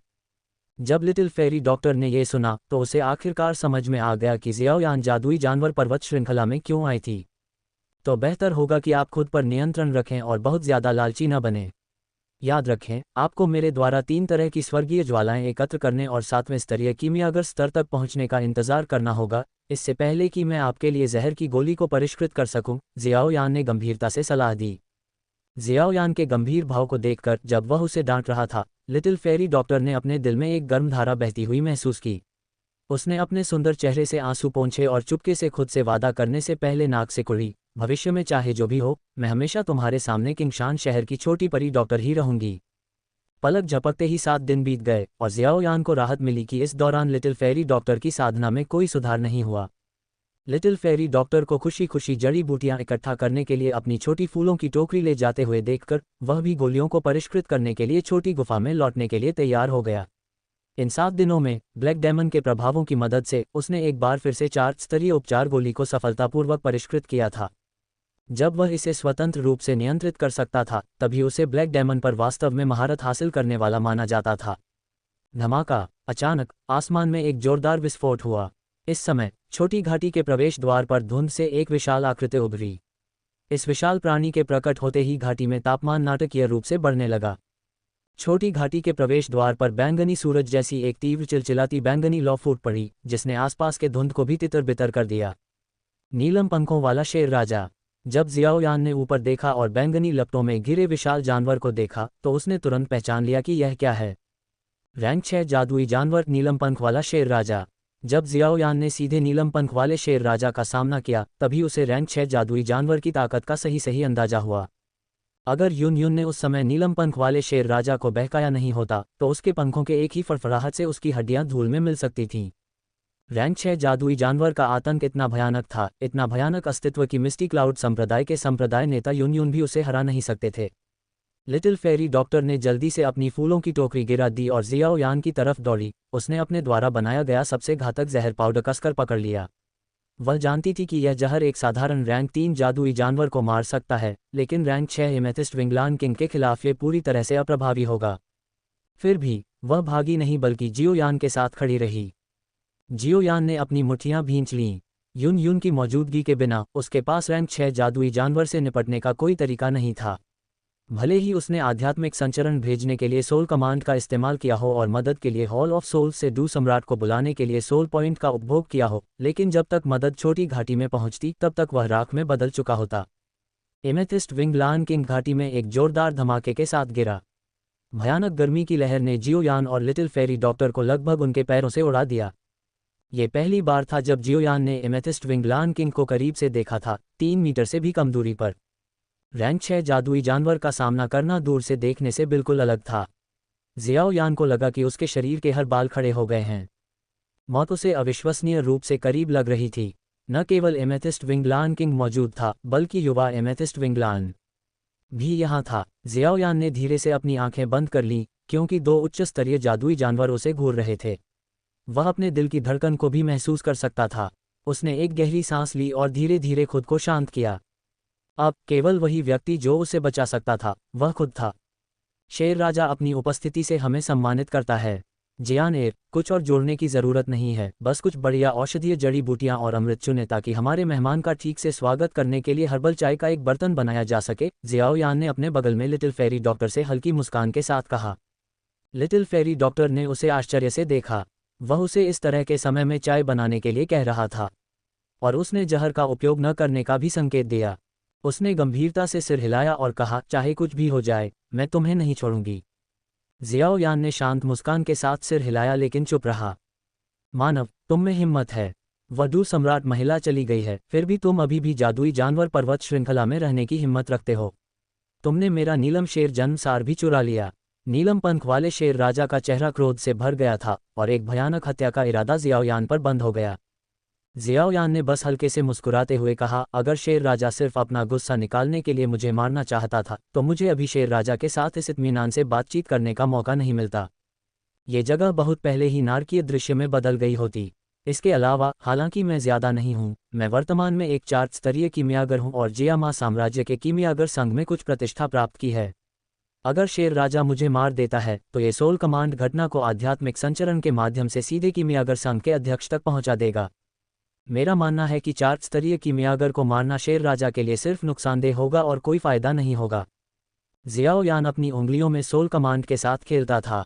स्वाभाविक रूप से नीलम पंख वाले शेर राजा को यह एहसास हो गया था कि जियाओ यान के हाथ में जो वस्तु थी वह कोई साधारण वस्तु नहीं थी बल्कि आध्यात्मिक जानकारी संचारित करने में सक्षम एक आत्मा उपकरण था। उसने ये भी सुना था कि कीमियागर शक्तिशाली व्यक्तियों को बुलाने के लिए आध्यात्मिक संचरण भेज सकते हैं जो उनके बचाव के लिए उनके एहसानमंद हैं। बेशक, जियाओ यान सिर्फ धोखा दे रहा था, या यूं कहें कि शेर राजा को धोखा दे रहा था। हालांकि उसने वास्तव में 4 स्तरीय औषधीय गोलियों को सफलतापूर्वक परिष्कृत किया था, लेकिन वह अल्केमिस्ट एसोसिएशन में शामिल नहीं हुआ था, न ही उसने किसी तरह का मूल्यांकन करवाया था। उसे ये भी नहीं पता था कि जियामा साम्राज्य के अल्केमिस्ट एसोसिएशन का अध्यक्ष कौन है। हा, क्या तुम मुझे धमका रहे हो? एकमात्र 4 स्तरीय अल्केमिस्ट? मुझे विश्वास नहीं है कि जियामा साम्राज्य 4 स्तरीय अल्केमिस्ट के लिए युद्ध छेड़ेगा। अचानक एक बहुत बड़ा, भयानक दबाव जियाओ यान पर पड़ा। जियाओ यान ने तुरंत अपने शरीर की रक्षा के लिए पागल शेर मंत्र को सक्रिय किया और कुचलने वाले दबाव का सामना करने के लिए अपनी आध्यात्मिक शक्ति को छोड़ दिया। उसने अपने हाथों को अपनी पीठ के पीछे बांधकर एमेथिस्ट विंग शेर राजा की दमनकारी आभा का सामना किया। हालांकि वह सतह पर शांत दिखाई दे रहा था, लेकिन वास्तव में वह प्रतिरोध करने के लिए अपनी आध्यात्मिक शक्ति को उन्मत्त रूप से जुटा रहा था। अगर वह आत्मा हृदय एकत्रीकरण आत्मा तकनीक के लिए नहीं होता, जिसने उसे आध्यात्मिक शक्ति के मामले में मध्य नश्वर अवस्था के अंतिम चरण तक पहुंचने की अनुमति दी थी, तो उसे अब तक घुटने टेकने के लिए मजबूर होना पड़ सकता था। कुछ क्षण बाद छोटी परी डॉक्टर की आवाज़ झोपड़ी से आई, जियाओ यान, चाय तैयार है। जियाओ यान मुस्कुराया और एक स्वागतपूर्ण इशारा करते हुए उसने कहा, क्यों ना आप कुछ प्रथम श्रेणी की औषधीय चाय के लिए मेरे विनम्र निवास में कदम रखें। कुछ पल की चुप्पी के बाद नीलम पंख वाले शेर राजा की नज़र कठोर हो गई, लेकिन अंततः उसने धीरे धीरे अपनी दमनकारी आभा को वापस ले लिया। वास्तव में नीलम पंख वाले शेर राजा यहाँ केवल नीलम शेर जन्मसार के लिए नहीं आए थे। क्या ये वह चीज़ हो सकती है? अध्याय 80, शेर राजा का सौदा। जियाओ यान का दिमाग तेजी से चल रहा था, उसके दिल में संदेह पैदा हो रहा था। कृपया इस तरफ चलें, शेर राजा। हालांकि हम विनम्र हैं, लेकिन हमारा निवास अपने आकर्षण से रहित नहीं है, जियाओ यान ने शांति से कहा और आगे बढ़ गया। उसके चेहरे पर कोई भावना नहीं थी। वह जानता था कि वह सिर्फ एमेथिस्ट विंग शेर राजा के साथ बुद्धि की लड़ाई नहीं लड़ रहा था, वह मौत के साथ नाच रहा था। एक भी गलत कदम उसे नरक की गहराई में ले जा सकता था। जियाओ यान शांत और संयमित तरीके से शेर राजा के पास से चला गया। एमेथिस्ट विंग शेर राजा की आंखें थोड़ी सिकुड़ गईं क्योंकि उसने जियाओ यान की पीछे हटती हुई आकृति को देखा और फिर अपनी नज़र पास की एक गुफा की ओर घुमाई। गुफा से एमेथिस्ट शेर जन्मसार की खुशबू आ रही थी। ऐसा इसलिए था क्योंकि जियाओ यान नियमित रूप से माओ वू को इसके विकास में तेजी लाने के लिए कुछ देता था। हालांकि जिस चीज़ ने वास्तव में एमेथिस्ट विंग लान किंग की रुचि को आकर्षित किया वह एमेथिस्ट लान बर्थ एसेंस नहीं था, जो स्पष्ट रूप से कहें तो लिटिल लान किंग को रैंक 4 तक पहुंचने में सहायता करने के लिए केवल एक पूरक था, जो 4 स्तरीय औषधीय गोली के बराबर था। लान किंग के लिए वास्तव में जो मायने रखता था वह गुफा से आने वाली औषधीय धुंध की किरण थी। 4 स्तरीय औषधीय गोली की सुगंध हवा में फैल गई, जिससे ऊर्जा के उतार चढ़ाव से भरी एक सूक्ष्म धुंध बन गई। हालांकि फीकी इसकी उपस्थिति ने पुष्टि की कि 4 स्तरीय गोली वास्तव में हाल ही में वहां परिष्कृत की गई थी। इसने जियाओ यान के 4 स्तरीय कीमियागर होने के दावे की पुष्टि की। ऐसा लगता है कि मैं सही था। एमेथिस्ट विंग लान किंग औषधीय गोलियों के लिए यहाँ है। जियाओ यान की शक्तिशाली आध्यात्मिक शक्ति ने उसे यह महसूस करने की अनुमति दी कि लान किंग का ध्यान गुफा पर केंद्रित है। ये भी उसकी ओर से जानबूझकर किया गया था। वह जानता था कि एक कीमियागर के रूप में उसकी पहचान ही उसकी एकमात्र जीवन रेखा थी। जबकि चौथी श्रेणी की गोलियां एमेथिस्ट विंग लान किंग के लिए बेकार थीं, वे लिटिल लान किंग के लिए अमूल्य थीं, जो केवल रैंक 3 पर था और तीसरी और चौथी श्रेणी की गोलियों से लाभ उठा सकता था। इसलिए जियो यान ने उस समय तीसरी श्रेणी की फायर राइजिंग पिल को परिष्कृत किया था। यह विशेष रूप से लिटिल लान किंग की ज़रूरतों को पूरा करने के लिए थी। उसे शायद ही पता था कि लिटिल लान किंग के लिए फायर राइजिंग पिल को छोड़ने से घटनाओं की यह श्रृंखला शुरू हो जाएगी। एक हल्की गुनगुनाहट के साथ एक बैंगनी रोशनी एमेथिस्ट विंग लान किंग को घेर लेती है। इसका विशाल रूप, जो मूल रूप से 10 मीटर से अधिक लंबा था, धीरे धीरे एक राजसी 2 मीटर के शेर में सिमट जाता है। इसके बाद ये लिटिल लान किंग को जियो यान के पीछे पीछे छप्पर वाली झोपड़ी की ओर ले जाता है। Little fairy doctor rank 6 amethyst wing लान किंग को वास्तव में जियो यान के पीछे छप्पर वाली झोपड़ी में जाते देखकर दंग रह गई। जबकि वह दवा और जहर बनाने में कुशल थी, चाय बनाना उसके लिए नया क्षेत्र था। उसने खुद को शांत रहने के लिए मजबूर किया और टिमटिमाते स्टोव की देखभाल की। इस बीच जियाओ यान ने मेज पर एक सीट ली और शेर राजा और छोटे शेर राजा को उसके साथ आने का इशारा किया। छोटी परी डॉक्टर ने औषधीय चाय बनाने के लिए अपने नाजुक हाथों से गर्म पानी डाला। वह चाय बनाने की कला के बारे में कुछ नहीं जानती थी। उसका ज्ञान किंगशान टाउन में धनी व्यापारियों का इलाज करते समय दूसरों को चाय बनाते हुए देखने से आया था, जिसकी वह अब नकल करती थी। तथाकथित औषधीय चाय बस कुछ पत्तियों और फूलों के साथ विभिन्न सुगंधित औषधीय जड़ी बूटियों का जल्दबाजी में चयन था। कुछ ही क्षणों बाद उबलते पानी से निकलने वाली धुंधली भाप के बीच हवा एक सौम्य औषधीय सुगंध से भर गई, जिससे एक शांत वातावरण बन गया, इतना शांत कि केवल बुदबुदाते पानी और चकती लकड़ी की आवाज़ सुनी जा सकती थी। नीलम पंख वाले शेर राजा और जियाओ यान चुपचाप बैठे रहे, प्रतीक्षा करते हुए। उनमें से कोई भी पहले नहीं बोला। छोटी परी डॉक्टर ने 2 बड़े कटोरे निकाले, उनमें चाय डाली और एक शेर राजा को दिया। फिर उसने सावधानी से एक कप औषधीय चाय जियाओ यान को दी, हर तरह से एक सौम्य और सक्षम साथी की तरह व्यवहार करते हुए। जियाओ यान ने कप स्वीकार किया, एक हल्का घूंट लिया, अपने होठों को चटकाया और मुस्कुराया। बहुत बढ़िया चाय, जियाओ, तुम्हारे कौशल में सुधार हुआ है। लिटिल फेरी डॉक्टर ने जियाओ यान को एक खाली नज़र से देखा। वह वास्तव में बहुत ज़्यादा जोर दे रहा था। यह अभी भी उसका पहला प्रयास था। जैसे ही एमेथिस्ट विंग लान किंग ने आग को नियंत्रित किया, कटोरा उठाया और सीधे उसके मुंह में औषधीय चाय डाली, बैंगनी लौ की एक लौ दिखाई दी। नीलम पंख वाले शेर राजा की जनजाति आग को नियंत्रित करने में प्राकृतिक विशेषज्ञ थे। उनकी लपटों को नियंत्रित करने की क्षमता उसी श्रेणी के कीमियागरों के बराबर थी। चाय अच्छी है, लेकिन ये पर्याप्त नहीं है। नीलम पंख वाले शेर राजा ने चाय खत्म करने के बाद जियाओ यान को एक संक्षिप्त नज़र से देखा। इसमें कोई संदेह नहीं था कि शेर राजा का पर्याप्त नहीं से मतलब जियाओ यान द्वारा अपनी गुफा से बैंगनी आत्मा क्रिस्टल और नीलम शेर जन्मसार को ले जाने से था। हालांकि जियाओ यान ने एक तीसरी श्रेणी की अग्नि बढ़ती गोली छोड़ी थी, लेकिन यह निश्चित रूप से पर्याप्त नहीं थी। शेर राजा हिसाब बराबर करने आया था। जियाओ यान ने धीरे से अपना कप नीचे रखा और अपनी उंगली के एक झटके से अपनी स्टोरेज रिंग से गोलियों की एक बोतल निकाली। अंदर 5 बैंगनी लाल गोलियां थीं, जो कोई और नहीं बल्कि बैंगनी लौ की गोलियां थीं, जिनका इस्तेमाल उसने 10,000 जानवरों की लौ को फिर से भरने के लिए किया था। ये गोलियां एमेथिस्ट लान बर्थ एसेंस का उपयोग करके परिष्कृत की गई थीं। हालांकि ये औषधीय गोलियां नहीं हैं, बल्कि कुछ अग्नि गुण वाली जड़ी बूटियां मिलाकर बनाई गई हैं, फिर भी ये गोलियां दवा के सिद्धांतों के अनुरूप हैं। एमेथिस्ट लान बर्थ एसेंस का उपयोग करने की तुलना में ये लिटिल लान किंग के लिए अधिक फायदेमंद हैं और रैंक 4 की बाधा को आसानी से पार करने में उसकी मदद करेंगे, जियाओ यान ने मुस्कुराते हुए कहा, क्योंकि उसने बोतल से पर्पल फ्लेम पिल को अपनी हथेली में डाला। विस्मयादिबोधक चिन्ह, विस्मयादिबोधक चिन्ह, विस्मयादिबोधक चिन्ह, विस्मयादिबोधक चिन्ह, विस्मयादिबोधक चिन्ह। जिस क्षण जियाओ यान ने पर्पल फ्लेम पिल को बाहर निकाला, लिटिल लान किंग उछल पड़ा और उसे एक ही घूंट में निगलने की इच्छा से उछल पड़ा। जाहिर तौर पर उसे इसकी बहुत इच्छा थी। हालांकि एमेथिस्ट विंग लान किंग ने इसे रोक दिया। जियाओ यान ने बस एक हल्की मुस्कान दी और कुछ और नहीं कहा, क्योंकि उसने पहले ही वह सब कह दिया था जो कहने की ज़रूरत थी। उसने जो भी शब्द बोले वे पूरी तरह से चुने हुए थे, जैसे कि एक अनुभवी व्यवसायी के पास बेहतरीन बातचीत कौशल हो। 11 साल की उम्र में जियाओ यान के डू प्रैक्टिशनर बनने के कुछ समय बाद ही जियाओ कबीले ने उसे लिटिल कबीले के नेता का पद दे दिया था। पिछले 3 सालों में उसने जियाओ झान के संरक्षण में कई बातचीत की तकनीकें सीखी थीं।